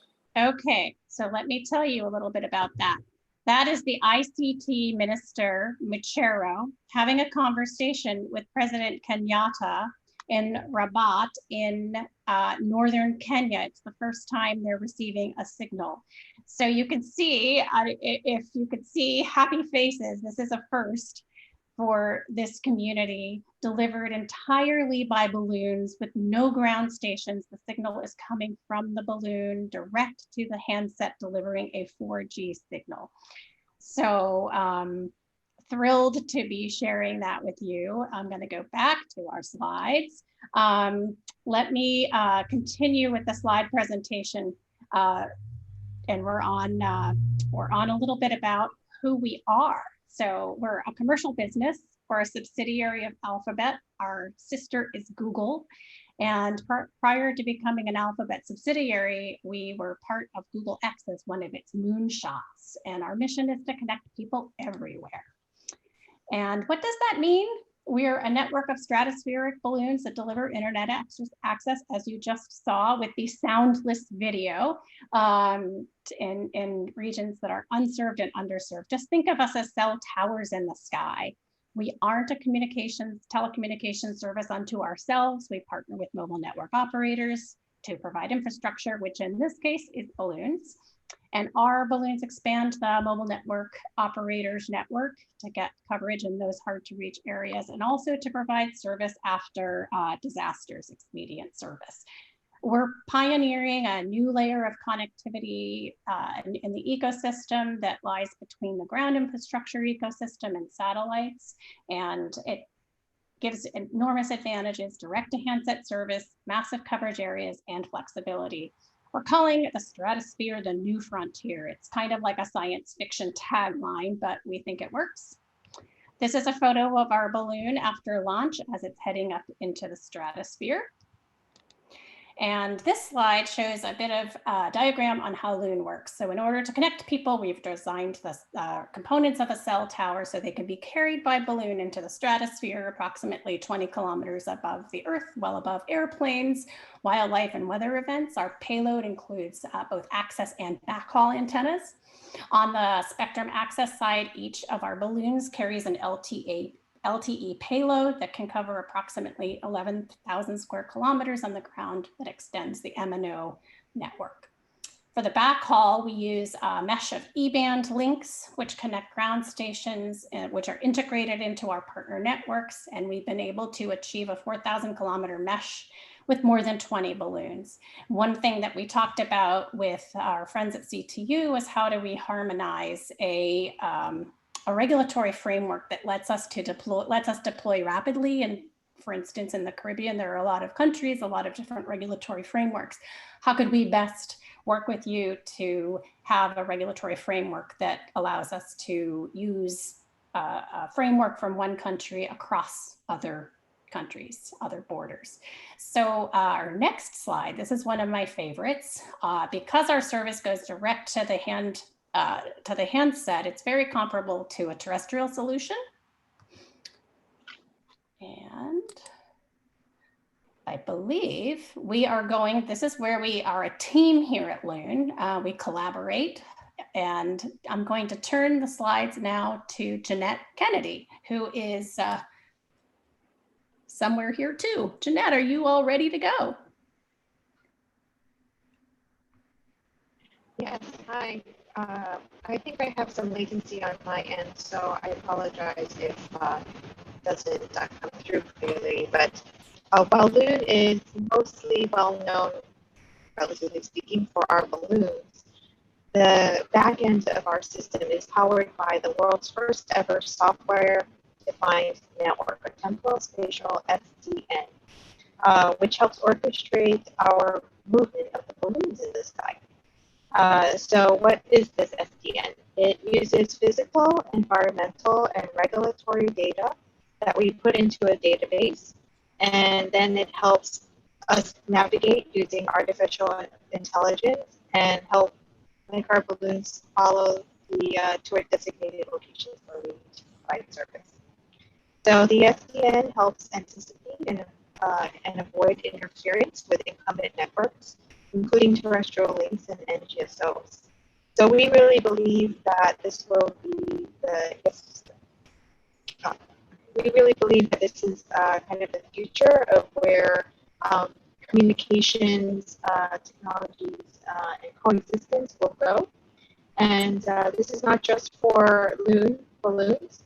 We have a commercial implementation of the SDN, and that's with Telesat, and we help manage their LEO constellation. Next slide, please. In addition to Telesat, we have MNO. Okay, there we go. In addition to Telesat, we also have MNO partnerships, as listed here. We have with Telefonica, with AT&T and T-Mobile, where we helped support Puerto Rico and Peru. And as you saw earlier in the presentation, we are partnering with Telecom Kenya, and we recently signed a deal with Vodacom to serve in Mozambique. Next slide, please. Based off of our collaboration in Puerto Rico with AT&T, this past May, we launched a new service called Loon Disaster Preparedness Roaming Sponsorship. And this is a collaboration with AT&T where we partner with another mobile network operator to provide services where maybe communication systems have been compromised. This is really a huge opportunity for all communication systems, but particularly for Loon having a partnership with AT&T. But it basically creates a roaming network. A partner would get into a relationship with AT&T, and we would create a roaming system basically over the area with compromised communications, and we would be able to provide service much like how we did in Puerto Rico and similarly in Peru. So this is a slide here of the Caribbean region. These are examples of locations where we would like to have ground stations. While we are a balloon-powered system, we still rely on ground station equipment and relationships with local carriers. So involvement here with the CTU and its private sector members is very important for Loon to continue to provide service to the region and support all of its connectivity goals. Our next slide, please. Here is a slide about our disaster preparedness roaming sponsorship. In this sponsorship, we have been able to serve in Peru, Puerto Rico, for example. We are able to connect over 100,000 people. And when we're talking about the Caribbean, there are a number of opportunities that we'd love to help support, not just for connectivity, but also potential disaster scenarios. And that is going to be incumbent on working together with the CTU on spectrum, for example, and other kinds of policy and deployment scenarios. But with that, I think I'll hand it over to Jameson, and he can talk about the regulatory frameworks specifically for the deployment of ground stations. Thank you very much. Jameson. Thank you, Jeanette. Can everyone hear me? Yes. Great. Can you see my background? We just got these new backgrounds. Really excited about them. Thank you very much, Jeanette. And thanks again to the CTU for this opportunity. Over the next few minutes, I'll review our proposed harmonized regulatory framework, which includes 4 proposals that would permit innovative service providers such as Loon to rapidly deploy equipment and services across the Caribbean to facilitate both emergency and non-emergency connectivity. Julie, we can go to the next slide. So the first proposal is that we recommend flexible spectrum licensing that supports innovative backhaul use cases in E-band, 71 to 76 gigahertz and 81 to 86 gigahertz. And this proposal has several components to it. So first, we recommend that CTU member states adopt the ITU service allocations and band plan for E-band fixed links. The ITU has recognized that nominally fixed services, such as stratospheric internet platforms, fall within the fixed service, which is co-primary in E-band. The band plan permits flexible aggregation of consecutive 250 megahertz channels, which is critical to provide sufficient bandwidth for innovative backhaul networks, such as Loon. The second component, we recommend that CTU member states adopt a harmonized approach to E-band licensing that accommodates both ground-based and stratospheric point-to-point links. This can be accomplished by adding fields such as antenna height, elevation range, and azimuth range to traditional point-to-point link licensing frameworks, as we describe in more detail in the paper that we've submitted to the CTU. Now, this approach has already been taken in markets where Loon is deploying, such as in Kenya, and is being explored in the United States as well. It's a light touch change that enables all sorts of innovations. The third component is, in the medium term, we recommend that CTU member states consider adopting a harmonized self-coordinated spectrum licensing framework for E-band links. Now, self-coordination of E-band spectrum has proven to be a successful model that promotes technological innovation and efficient use of spectrum, and it's already been adopted by a number of national regulators, most notably in the United States, as you can see on the chart on the right-hand side. Fourth, and the final component of this recommendation, we recommend that CTU member states update their spectrum fee frameworks, as we heard in an earlier presentation, to account for innovative use cases in millimeter wave bands such as E-band. For example, a reasonable, flat, per-link fee would enable providers to predict costs and effectively and efficiently deploy innovative services throughout the region. Julie, you can go to the next slide, please. Okay, this is part 2. In order for Loon to respond to disasters in a timely fashion, our ground stations must be homologated, imported, and installed well in advance of an emergency. So to that end, we propose 2 targeted recommendations to enable deployment of ground equipment throughout the Caribbean. First, CTU member states should consider accepting a supplier's declaration of conformity, which has worked in many regions for equipment authorization. This alone will facilitate network deployment and emergency preparedness by enabling providers to deploy necessary ground infrastructure across the region without separately applying in every country or territory. We recommend that any equipment authorization requirements be made publicly available as well, such as on a regulator's website or the CTU's website. Once again, this provides more transparency, enables rapid deployment of these services. The second component of this recommendation is that in order to facilitate innovative network deployment across the region, we recommend that equipment importation procedures be predictable and timely. For example, we recommend import pre-approvals and also streamlined customs clearance timeframes. Julie, we can go to the next slide. As a final component of our proposed harmonized regulatory framework, we propose harmonizing processes for obtaining emergency and experimental licenses. To accommodate the unique case of disaster response, we recommend a harmonized special license, temporary license, that provides, number 1, a temporary license for up to 12 months, extendable for the same period of time. Number 2, regulator authority to expeditiously grant the license for disaster relief purposes. Number 3, to the extent possible, a license in line with the National Frequency Allocation Table.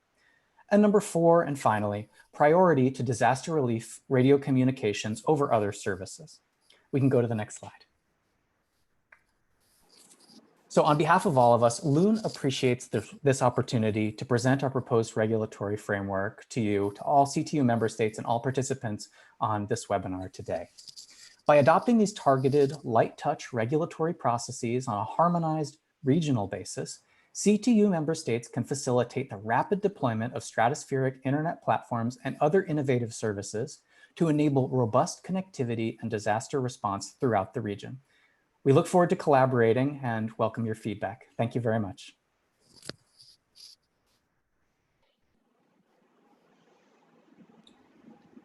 Thank you. Is that the end of it, Julie? That's the end, and I can do the stop share right now. Okay. Great. We so appreciate your having us here today, and we welcome questions if there are questions now, but I know that you had wanted us to use this opportunity. Thank you to Jeanette and to Jameson to give a high-level overview, but there would be a point for further discussion with CTU and you all in member states in the coming weeks and months. So we're happy to stay here and answer questions, but we're very cognizant of time and that you've got a full dance card today and over the next few days. Thank you very much for that. Like I mentioned, I think the substantive discussion of the merits of the proposal would be examined by the Spectrum Management Task Force. So we haven't actually scheduled a meeting yet, but we'll be meeting sometime in that last quarter, October, November. And we'll take it up then, and then there'll be an opportunity for a lot more deeper evaluation. Wonderful, thank you. And if it's helpful for us to distribute the framework as we've presented it for member states to look at, we can take that offline, but we are perfectly happy to have that distributed if anyone wants to take a look at it beforehand.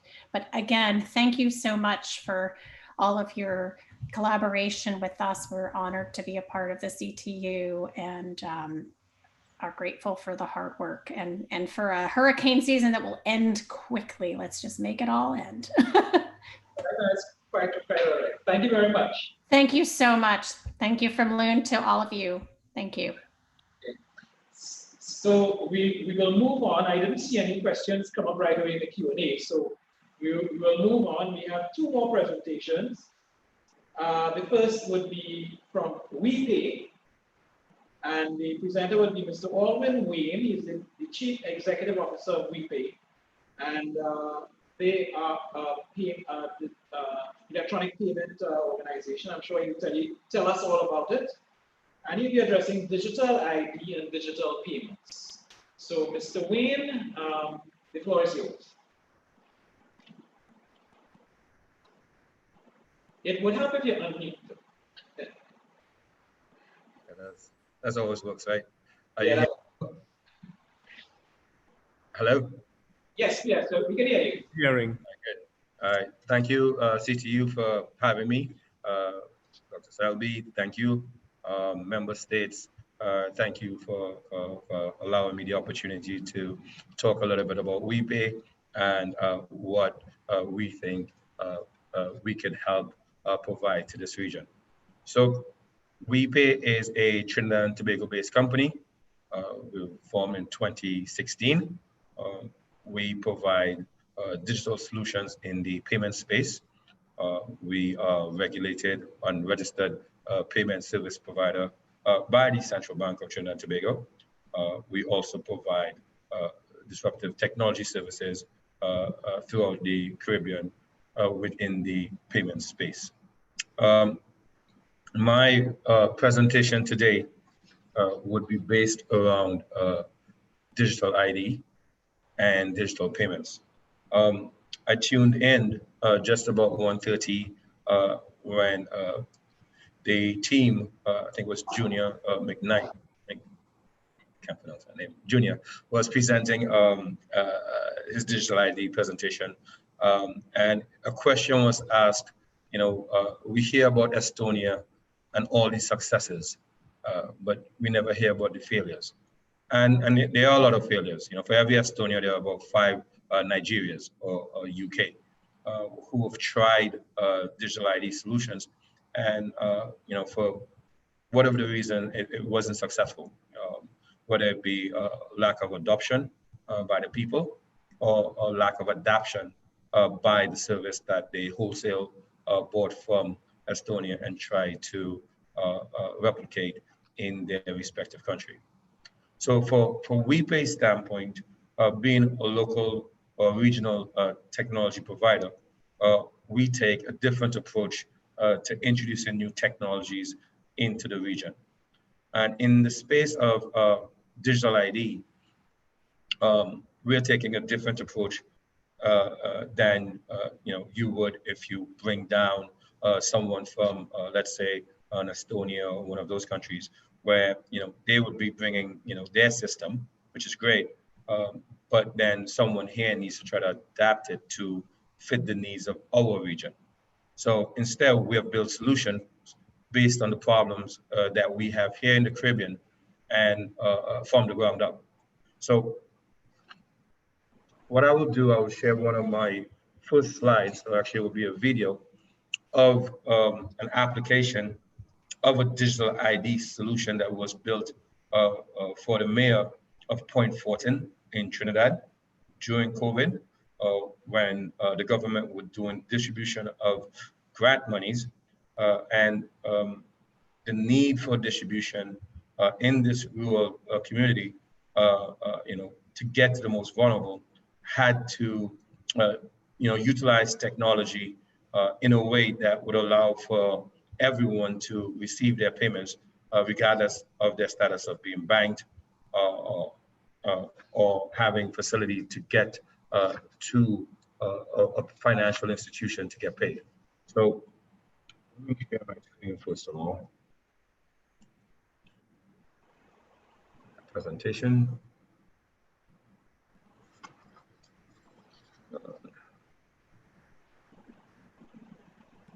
Okay, great.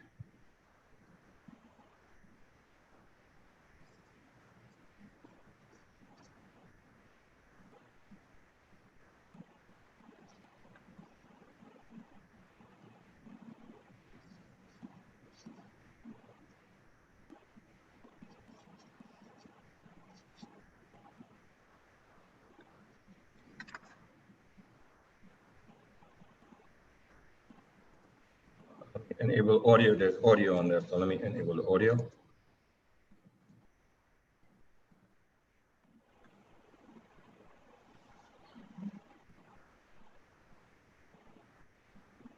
Okay. Let me know if you're seeing my screen.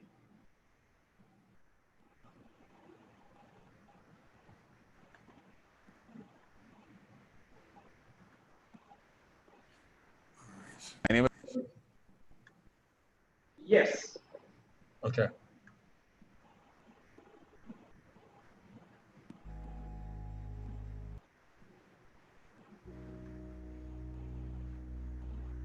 Hi, my name is Kennedy Richards, the Mayor of Point Fortin, and we have had some issues in disbursing grants to our burgesses. Some of the problems that we face is one of the major banks are actually closed. So if I give someone a check, right, so it's an hour to get to San Fernando, hour to back to a point, and then you have to go and line up to in the grocery when all you wanted was some food. So how do we get this done? With digital grants. So you visit the Point Fortin Borough Corporation website, you sign up for the grant, a message will go instantaneously to your cell phone once approved, and you utilize that approval in any business within the network, whether it be the gas station, the supermarket, or the pharmacy.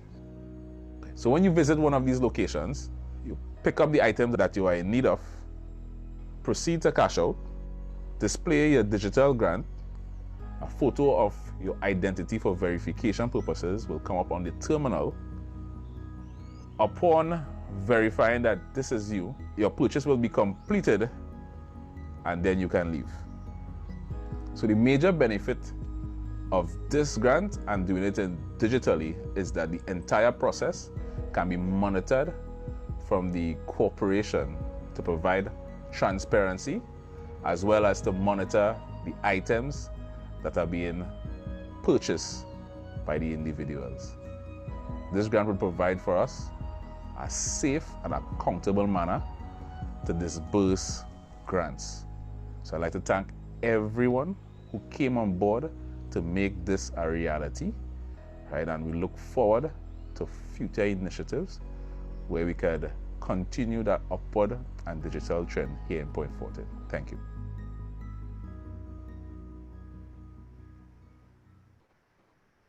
So we started with the Point Fortin Bar Corporation. We have expanded this solution into Jamaica. I think I have a snippet from the Prime Minister using the same system. You don't have to have a bank account. You won't eventually because of the lower KYC. But a better solution is to give every Jamaican a digital one. With a limit, obviously, for That's actually not but if you had every Jamaican. So that video was actually the second video. So essentially, that's the product that we're thinking about, how we bridge the gap from having that full-on digital ID solution to something that fits our immediate need with COVID, and getting the public to ease on to the adoption of being verified digitally. So how the project in certain African countries failed when it came to implementing a digital ID solution was the trust from the public wasn't there in the system. It did not provide value to the people of Nigeria initially, so they felt no need in sharing their private information with the government, with the provider, so the system failed. By utilizing the technology to deliver during COVID, value in terms of grants, in terms of social benefits, we now can win the trust of the Caribbean people with technology because they get funds into their hands quicker. We get it into their hands at a time of need without having to go to a bank or without having to go to stand up in line at a distribution center. And at the same time, we get to onboard them onto a digital platform that can manifest into a digital ID solution. I will share my screen one more time to demonstrate the onboarding process of this solution.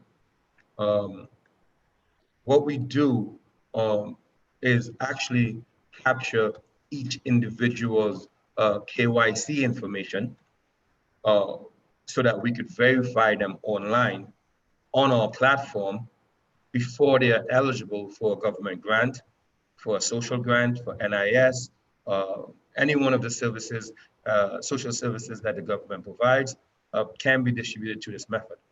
But the value is actually onboarding the citizens in a digital mechanism that they can be verified online that can be expanded into a number of government services.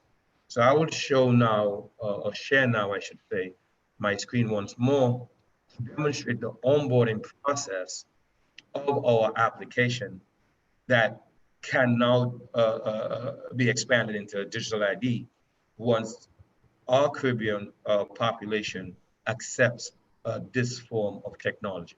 So I'll play a video which demonstrates the onboarding process of a citizen onto our platform, vis-a-vis onto the government's platform for distribution of digital grants or services. So the video that you're seeing on the screen is the sign-up process for every individual to be verified on the platform without having to go into a physical office. So this process starts by using your mobile device as a validator for who you are. So you enter your phone number and our system sends a one-time password via SMS, which initiates the process. For you to get this one-time password, your phone number has to be valid. So now that you get into the system, it starts by asking you to take a selfie. In this demonstration, we're taking a selfie or trying to take a selfie with an inanimate object. The system would reject it because we use biometrics to validate that the person that is trying to take the picture is in fact an actual person.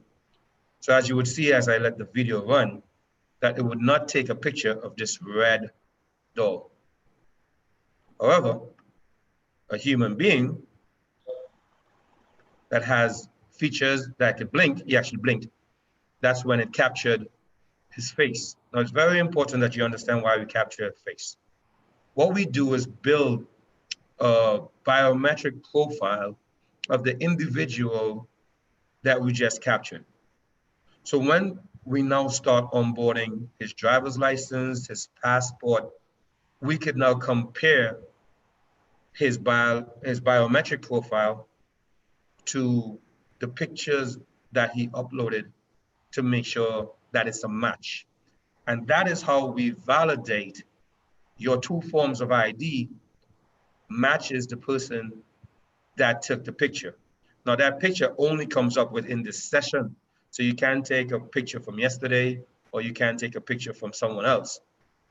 We require you to take a picture within the session of validation. So I'm gonna let this play.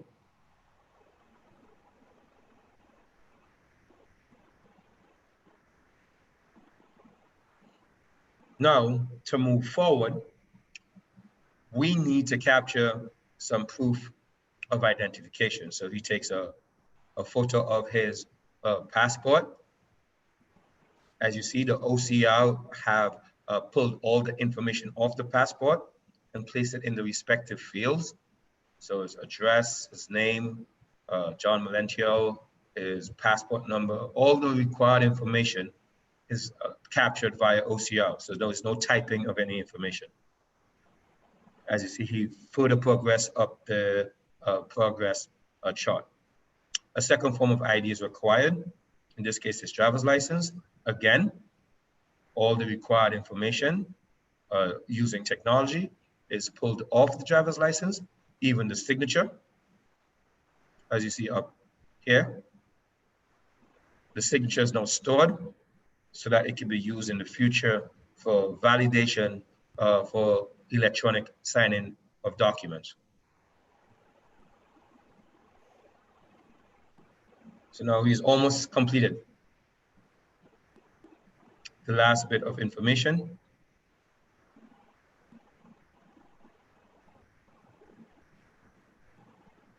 So there's other categories on there that you could add onto the platform.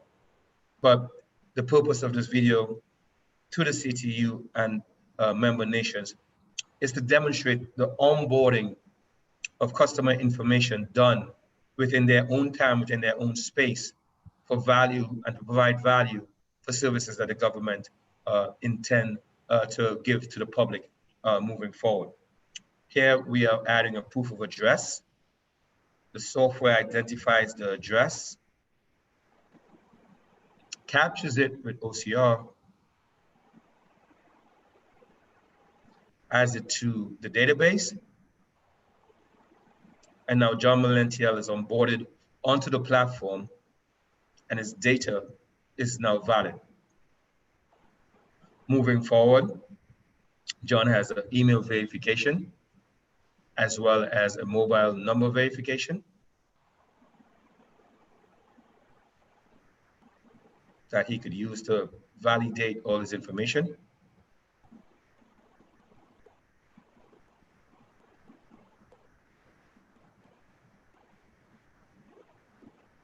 And once this is completed, he's adding a Facebook, which is optional.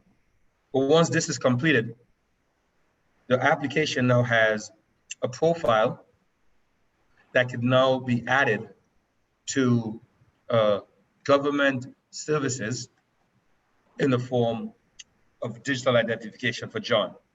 John, moving forward, needs only his digital ID to log on to any government service to access that service. He would get an over-the-top one-time password via SMS or email to validate that he's actually trying to access this government service.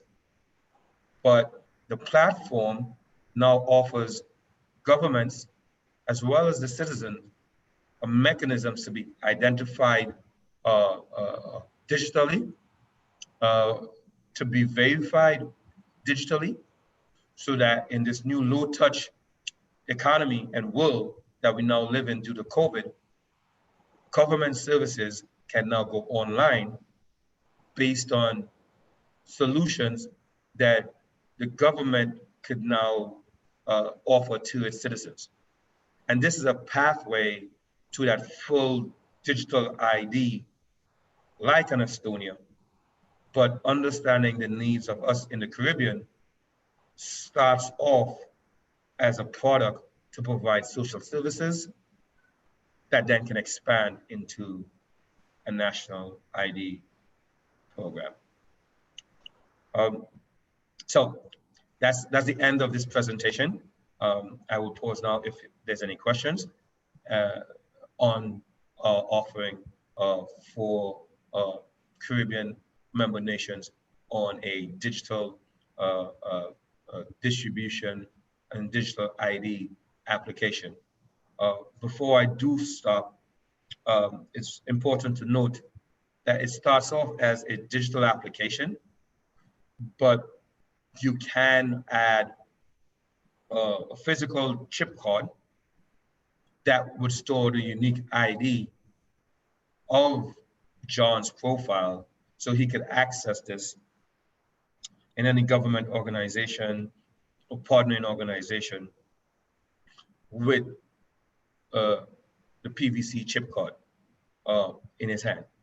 But again, the purpose at this point in time is to gain adoption and using the needs of the people during COVID, making their lives easier in terms of distribution of grants and social services would help get that adoption throughout the public. So I'll pause right now for any questions. Thank you very much, Baldwin. I didn't see any questions posed at present, but there is a section thereafter that we could hang on for, and we'll see if any more come up, in that session. Thank you very much. Our final presentation this afternoon would be from Huawei. The presenter is Mr. Luis Guyot, or Guyot. I'm not sure if he's Spanish or French. He's the Chief Technology Officer for this region for Huawei, and he is going to present a perspective that government digital transformation is no longer an option.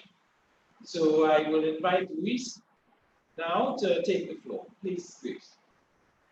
Thank you, everybody. Thank you. Thank you for your time and your invitation to participate. I really appreciate it. You staying on. It's been a long day for you. Like Ms. Kearney said, it's been a full stack. So I'll try to be brief. I will share my screen and start my presentation. Share. And thank you very much. Can you hear me, everybody, fine? I'm going to stop my sharing of video. So make sure that my bandwidth is good and you can hear me fine. Okay, is everybody okay with that? Yes, we can hear you. Okay, excellent. So I stopped my video, but you can hear me fine. So my name is Luis Guyot. I'm the CTO for Government Solutions for Latin America and the Caribbean here at Huawei Technologies. And I'm going to talk to you about digital transformation, and like the title says, is no longer an option. Due to the change that has occurred due to COVID-19, we must accelerate what we have been doing. And to get everybody online to identify what's digital transformation, this is a simple one I found in the internet. Says digital transformation is the chance to associate with the application of digital technology in all aspects of human life. So it's how technology is changing the way we're doing everything. And this is a basic example. 20 years ago, a little bit or more, 20 years ago, in Mexico and most of the countries, you walked or you drove to a Blockbuster to rent a movie. If you wanted to make a phone call, you better be at home or at your office, and you dialed the phone and you paid almost everything with cash. The internet came and we started renting our movies, not streaming our movies through something what's called Netflix, that they email you DVDs to your home. We started using cell phones to make phone calls, and we started to pay with debit or credit cards, and our employers didn't give us a check. They deposit the money into our accounts. But today, we stream our movies, Netflix, Amazon, Hulu, HBO, soon Disney Plus, depending on where you live. And we no longer talk on phones. We chat on phones. We message everything. And we're starting to pay with our phones, as we just saw with the example of WePay. And this is a real example. On my last trip to China, a panhandler, a person that I was asking for a give out, you cannot no longer say, I don't have any change. He has a QR code and you transfer your donation directly to his bank account. So the world has changed. Digital transformation is here. And part of my work takes me traveling, well, used to take me traveling throughout Latin America and the Caribbean. Thanks to COVID-19, I have not stepped on a plane since March. So most of the things you see here are no longer necessary. I don't no longer use Uber because I'm stuck at home. I'm not using Expedia to buy my plane tickets. I'm not using Google Maps to find my place around. So these apps are no longer part of my everyday life. These are. Now, I do Zoom, I do Microsoft Teams, I do Google Meets, I do WhatsApp video conferencing, because this is the new norm. I don't leave my home. The world comes to me. But to make this sure, there's a big problem. We need to have the bandwidth. We need to have the infrastructure in place for this new normal. This new normal that takes us doing this video conferencing has changed what has happened and the definition of what the internet has been doing. This COVID is very high risk, contagious. It's rapidly moving throughout the world. And if you know the numbers, depending on which country you are, in Mexico, we're right now on 73,000 dead. So it's been taking a toll. So we need to move forward. And I love this phrase from the Vice President of Infrastructure of the World Bank. It has become an issue of life or death. In the context of the pandemic, we need a reliable, secure network and ensure connectivity. And yes, so that we can talk right now, like I said, I had to stop my video to make sure that my voice went through better, because the infrastructure that we have in place was not designed for everybody to create content. It was designed or implemented to consume content.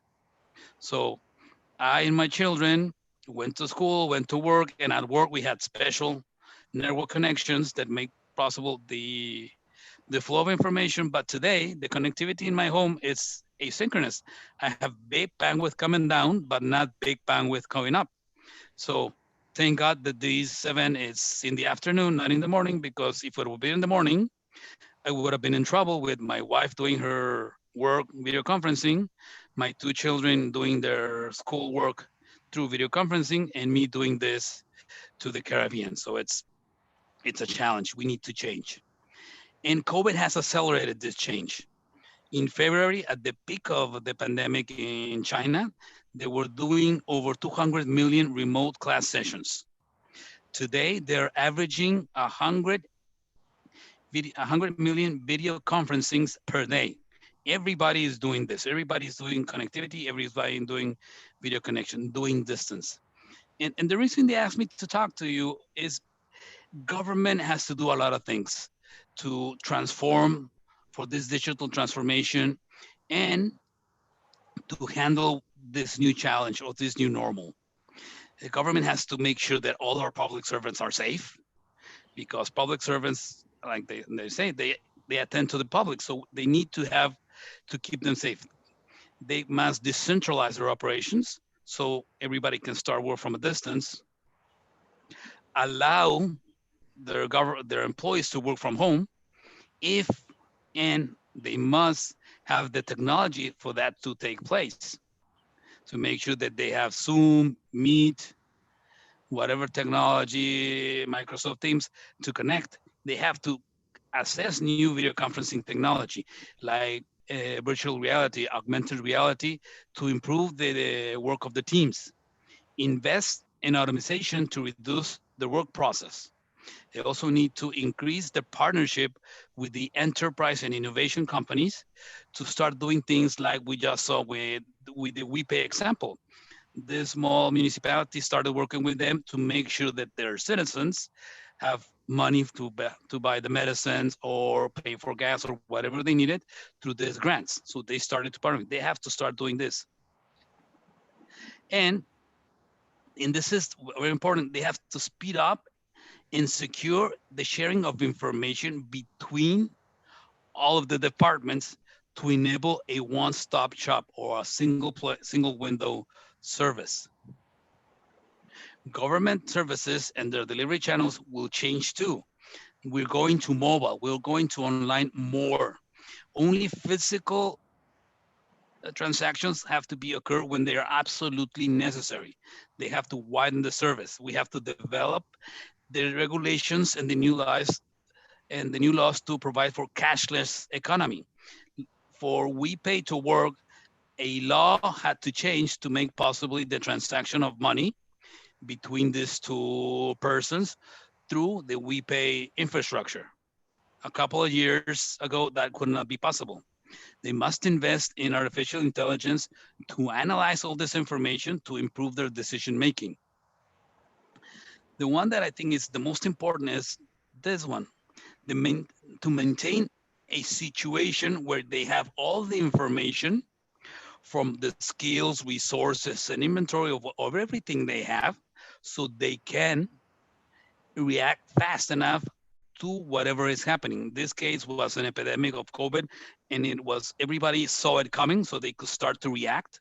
But sometimes we're in hurricane season, so you need to have all the information at hand. So when a hurricane hits, a pandemic hits, you can react and respond as soon as possible to solve whatever you're trying to solve. The critical factors to succeed in digital transformation is you need to sense.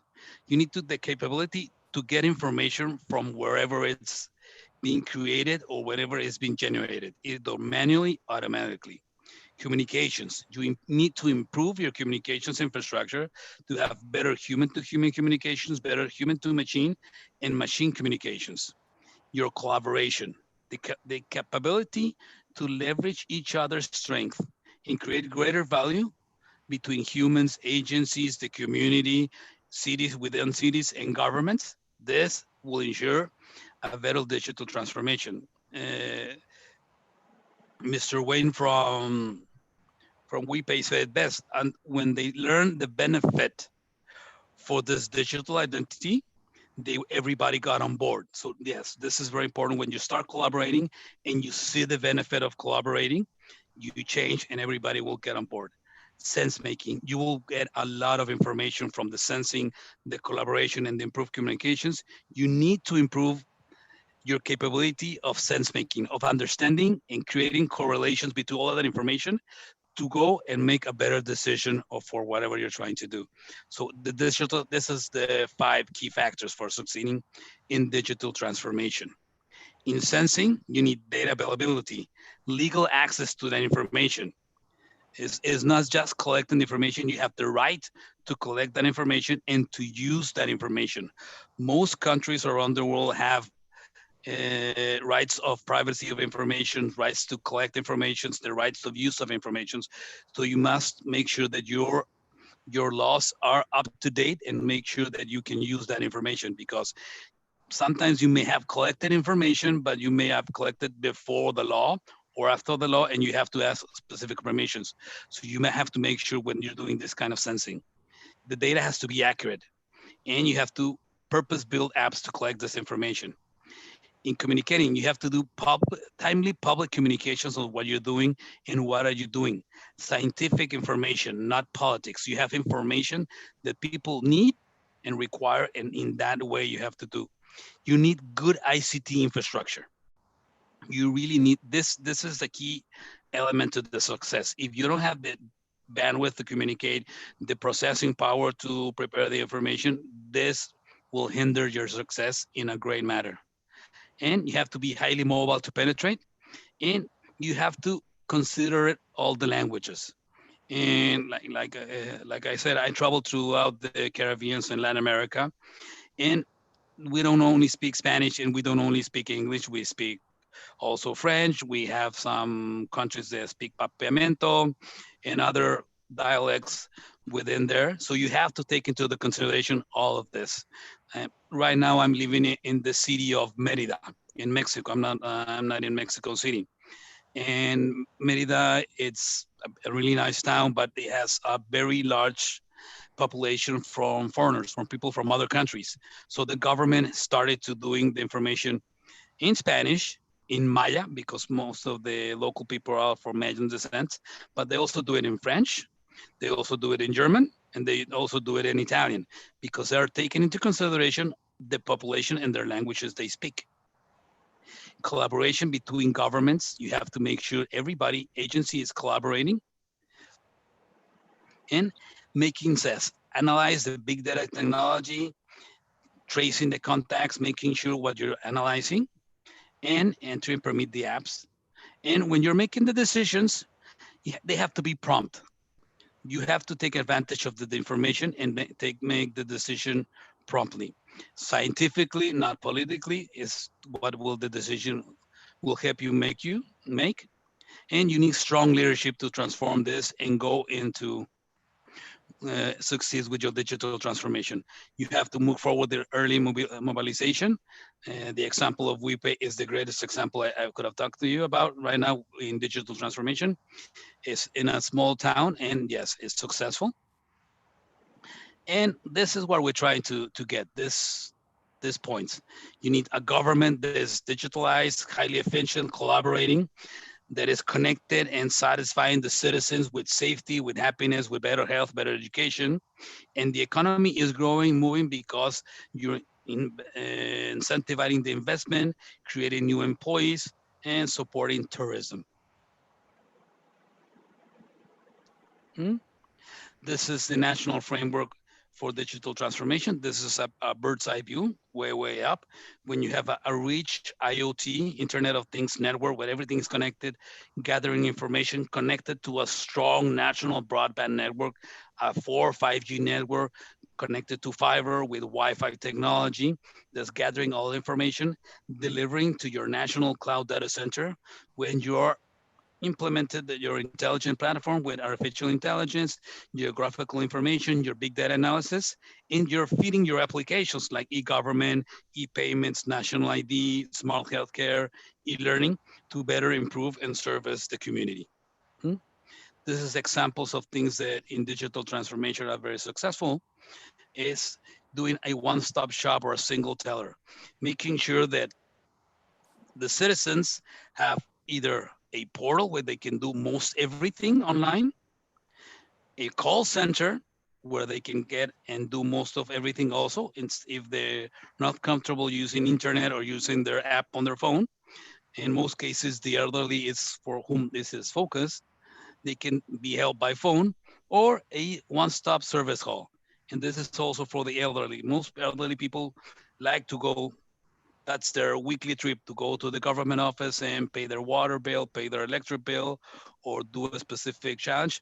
This, you have to make sure that everything is on the back end is connected, and you just showing a nice friendly face to all of your citizenships. E-payment, the example that we just saw with WePay, they're taking advantage of cashless money transaction to improve the transaction, better control of what's happening, and the growth of the economy. National EID, and this is fundamental when you're moving towards a digital transformation, moving all of your citizens online. And they can actually do legal transactions. They are legally binding because you know who that person is physically and in the virtual world. They have the proper credentials to assess, sign contracts, pay taxes, collect their social welfare or their social benefits. And you have, as a government, you have the certainty that you're delivering to the right person, and the right person has the certainty they can claim that because they know who they are.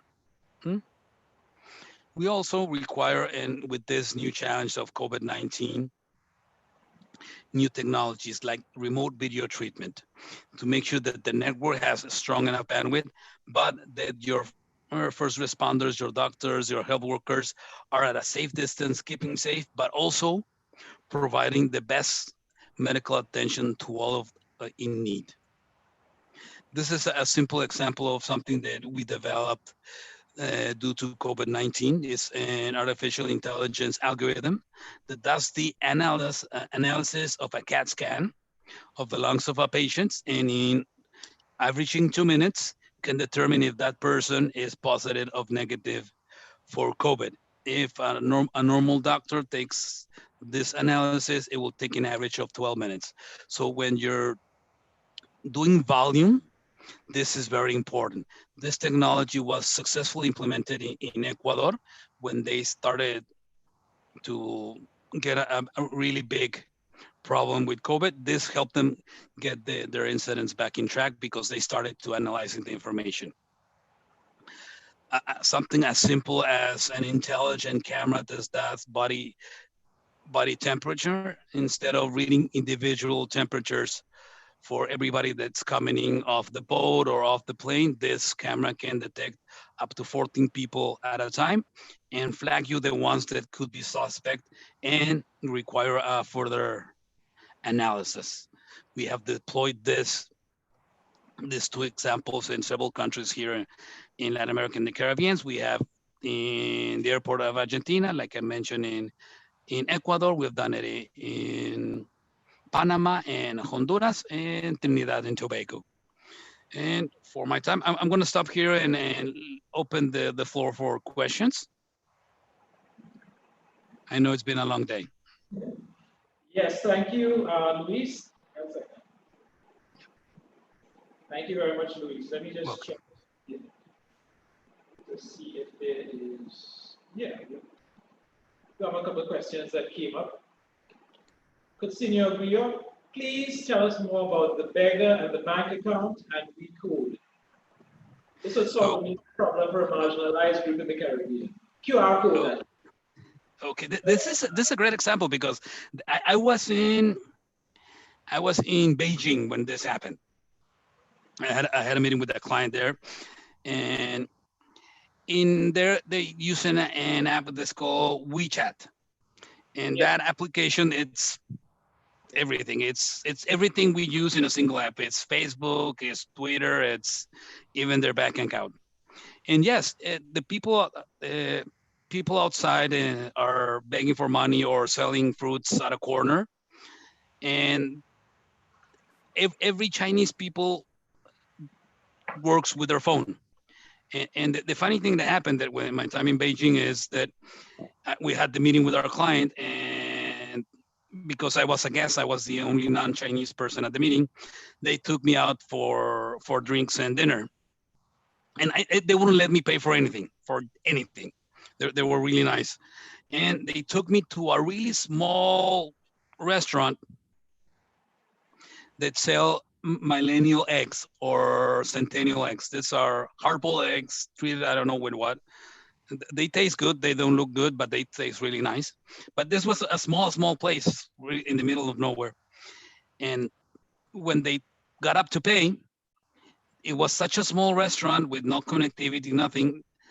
They could not pay. None of the four Chinese persons that were with me could pay the bill because none of them had cash. I was the only person in that table with physical Chinese money. At that extent, the digital money has occurred. So you have like we saw an example in the WePay before me, it's a QR code that you read with your special app. You type it the amount that you want to give, and the transaction is closed. It's fairly simple, but for this, you do require a good infrastructure. You require a fast connectivity to make things happen really fast. So if you're gonna give him $1, it should take you 10 seconds, not 2 or 3 minutes to close the connection. And this is possible through good infrastructure. Okay, thank you very much. We're at a point in the program now where we can open to any questions on any of the presentations from this afternoon. And we can do that now. We are doing okay for time, so we can even possibly allow some global interventions if someone would want to do that. I'll depend on my support colleagues though to identify any such for me.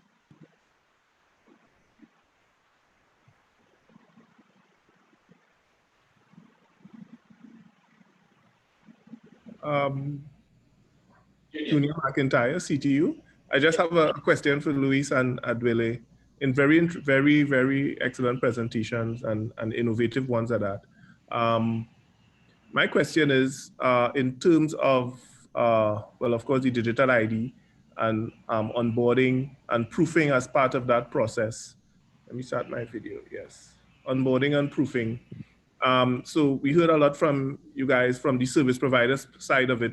I would just like to get your insight in terms of what suggestions, recommendations, or potential approaches you would put forward for government's involvement in the whole digital ID process. Whether you think they serve best as regulators, whether you think they serve best as even identity providers, and what level of, especially as it relates to proofing, all right? So because you want to ensure the highest level of proofing is attained. So what suggestions you have in that regard? Okay, for digital identity, and this is very important. Who provides your identity? It's an act of government. Remember, you register with government when you're born, and that birth certificate is your first identity. And that birth certificate and the word of your doctor says that your son is your son. So this is very important that you have to track this. Even though as a government you can concession the service, it must be backed by an act of government. It can contract it with somebody else, but a private entity cannot say Luis is Luis. A private entity can say Luis is doing business with me, and that Luis is who's doing business with me. But government can say Luis Guillot is this person because this is the day of his birth, this is our fingerprints, this is all the information, this is his tax, whatever, everything behind me. An agency that a government contracted can do that because a government empowered him to do.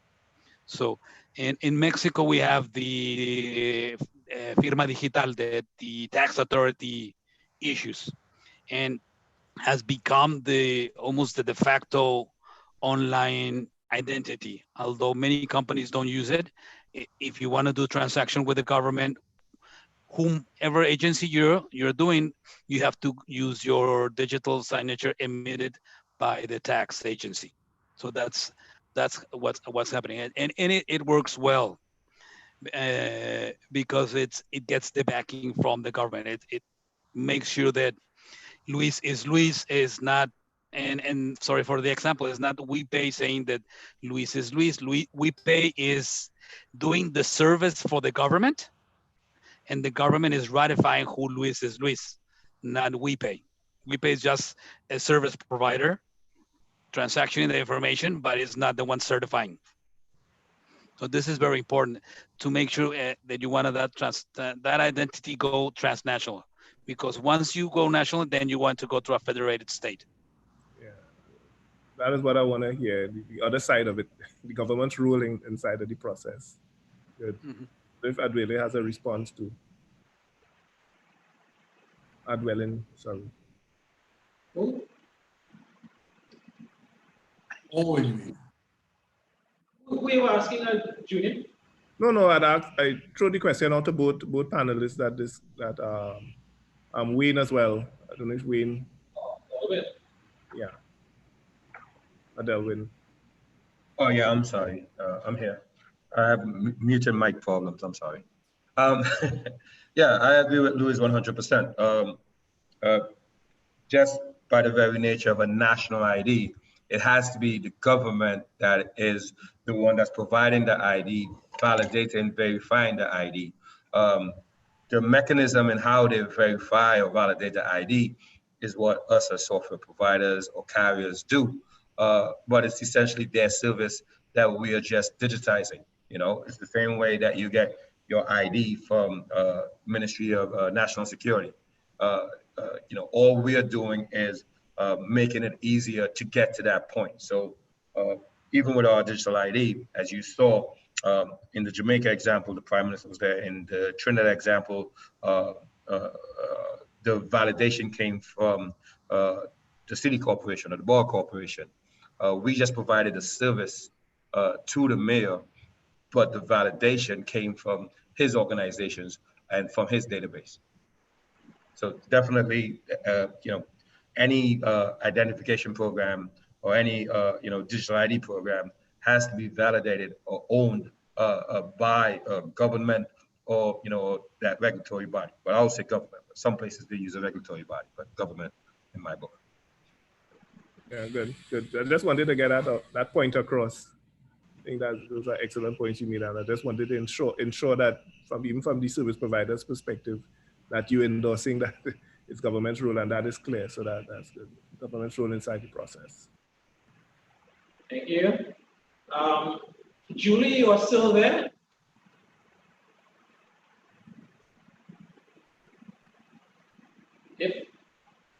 If Julie or any of the Loon, yes. Yes, sorry, I'm here. I was wondering if Loon was still searching for a base station in the Southern Caribbean.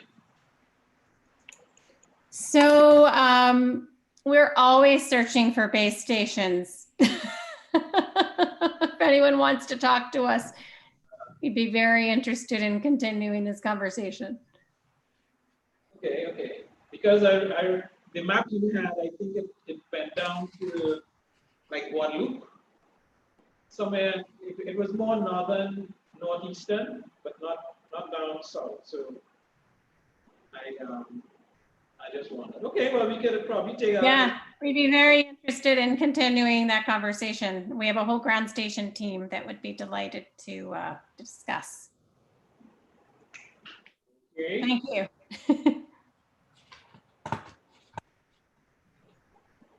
Any questions for the CTU presenters this afternoon?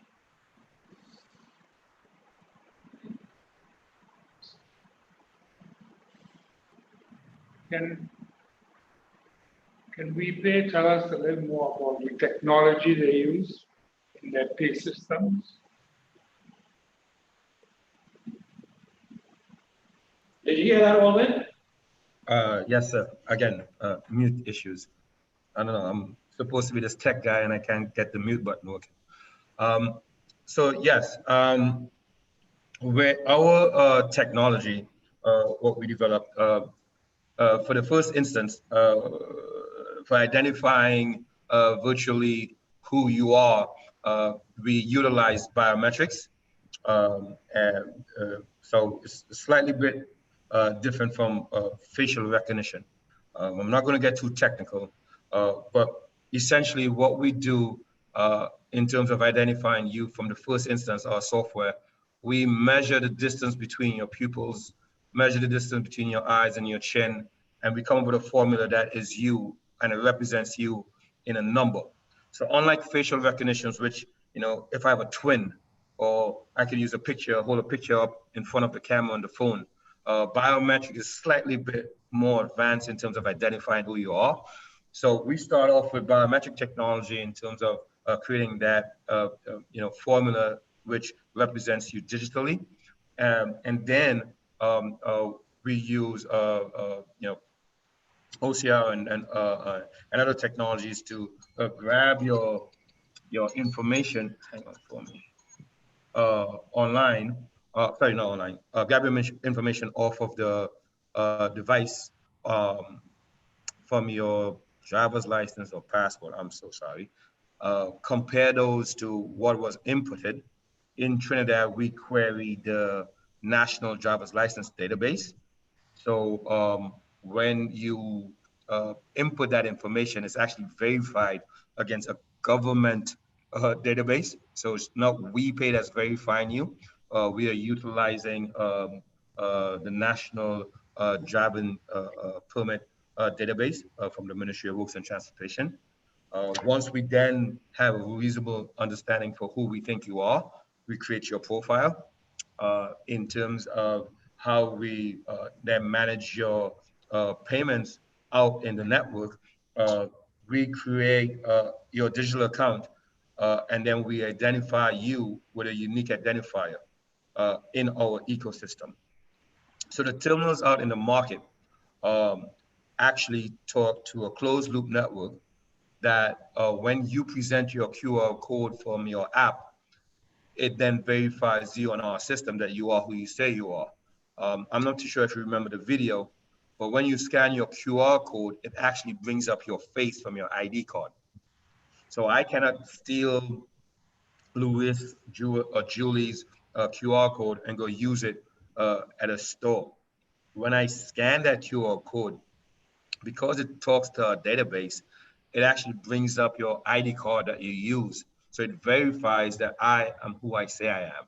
So all those factors, were built in based on previous installations and developments of a digital ID system that we now have the benefit of making sure that ours is robust enough to support, ever-changing digital atmosphere.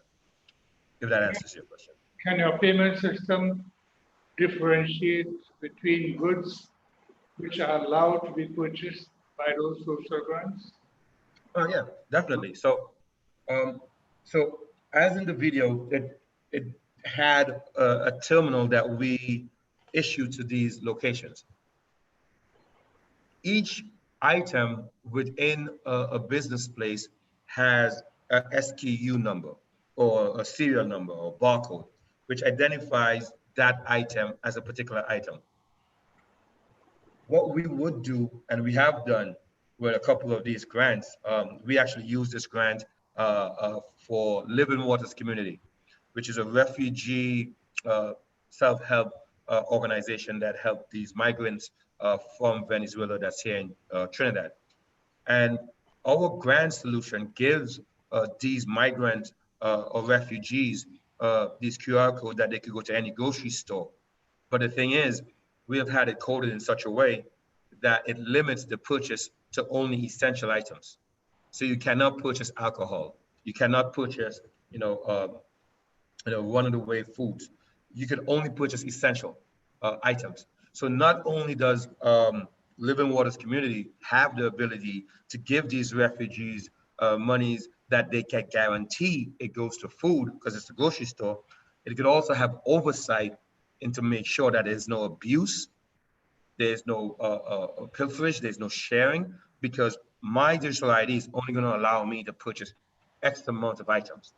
So because of the fact that the entire transaction, like Louis said, in China is digital, you have end-to-end oversight on a transaction from the place it was purchased, the item was purchased, the cost, and how much of it was purchased. Alvin, have you all done any work in any other Caribbean islands? A question. Yeah. So I think I showed you Jamaica. We have Guyana, of course, Trinidad. We have a couple projects, one that's about to launch next month in Barbados, and some other islands pending. Bahamas as well, we have a project pending. So we have done work throughout the Caribbean, but in particular with this digital grants, Jamaica, Trinidad, Guyana, and a couple other Caribbean islands pending, Barbados being one of them. Don't go off yet, Alwyn. P.S. McKellar, you noticed your hand was up, but I see you seem to have put the questions on the Q&A. With respect to the WePay solution, where is the personal information that's uploaded stored? We would want citizen information stored in government databases. That was a question to me, right? Yeah. Yes. Yeah. So with the Mayor's Grant Program or with the RADA program in Jamaica or with the National ID program, we are just the enabler. We are the service provider. Government and citizens' information would be and should be always stored with the government or the entity that owns the service. So we don't own any IDs, so that would be owned by whoever's providing the service. So with all the solutions that we provide, we are just that, the solutions provider. The actual owner of the data is the state or the state entity that we've been contracted to provide the service for. Thank you. There's a second one from Permanent Secretary McKellar. This one is for Loon. So Julie, pay attention. Is the Loon solution via the balloons a temporary solution? He noted the reference to providing internet access following a disaster situation. How long do the balloons stay up in the stratosphere, and what are the risks to them, if any?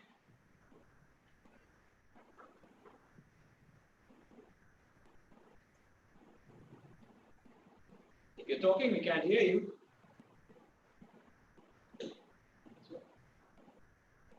Hi there, this is Jamison Dempsey from Loon.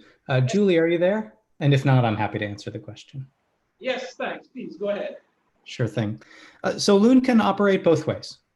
Loon can operate as a temporary solution in order to provide service in the wake of disasters. We call that our disaster preparedness service. Alternatively, it can serve as a way of extending mobile network operators' networks in a more permanent fashion, or at least until ground infrastructure is put in place. So it can work both ways. Importantly, the process for getting Loon installed is the same, which is to say that there needs to be ground infrastructure in place for us to provide either a temporary or a more permanent solution. Okay. Thank you for the question. Yes, so typically you use a LAN mobile provider to interface. That's correct. So our business model is not to provide, we don't operate as a service provider directly to end users. What we do is we partner with mobile network operators to help them extend their networks into unserved or underserved areas, or to respond in the wake of emergencies. Now, with the disaster preparedness solution that we described with AT&T, the global roaming arrangement, any partner that has a roaming agreement with AT&T will be able to leverage that solution to provide service in the wake of an emergency. Thank you. Thank you. All right, folks, we've run from just about 1 o'clock to about 4:15. So I want to admire your perseverance for the afternoon. This was the second session of our ICT week. This is a joint session for our Executive Council and our General Conference of Ministers. And it is designed basically as an information sharing session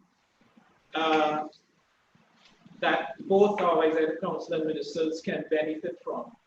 And also it provides a platform basically for our private sector members and the stakeholders to, I guess, reach the air of the CTU hierarchy. I think we had quite a packed presentation this afternoon. There were some very good messages conveyed. I think, and I hope that we fully communicated the CTU's commitment to 21st century government and digital transformation.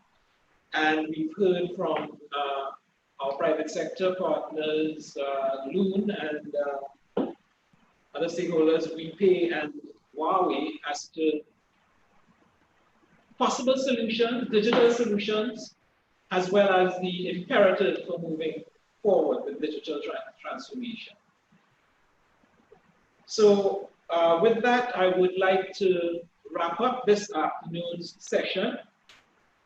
To thank all who would have attended and participated. I see, I think the highest figure I saw was like 55 or so participants. Actually 59. 59, okay, thank you. Thank you, Trevor. 59 participants. I did notice a couple of ministerial names. This being just a general open session, we were not too formal, but we thank the ministers for coming and remind them that tomorrow is the General Conference of Ministers meeting, and it will start at 9 a.m. And we will have an address by the Prime Minister of Grenada, the Honorable Keith Mitchell, who is the lead CARICOM head for science and technology. So I invite the ministers to be present at the appointed time with their advisors as invited. So I want to thank very much all the presenters this afternoon, my own colleagues from the CTU Secretariat, Gary, Junior, Trevor, and the non-CTU presenters, Julie and a team from Loon, Mr. Owen Wayne from WePay, and Mr. Luis Diop from Huawei. So with that, on behalf of the CTU, thanks to all. And there's another open session. The final session of ICT Week is Wednesday afternoon, where we have a session in concert with the UN VISA, UN ECLAC, and the CARICOM Secretariat, which will be looking at leveraging digital government and innovative digital solutions as well. So you're invited back to that, and we'll be meeting with our ministers tomorrow. So thank you very much all, and have a wonderful evening. Thank you very much. Thank you very much. Thank you. Have a great evening. It's time for cocktails. Have a good day. Thank you. Thank you. Bye-bye. Bye-bye. All the bars are closed. Oh, I missed one. He asked what about the risk part? What are the risks that the sorry, I missed that.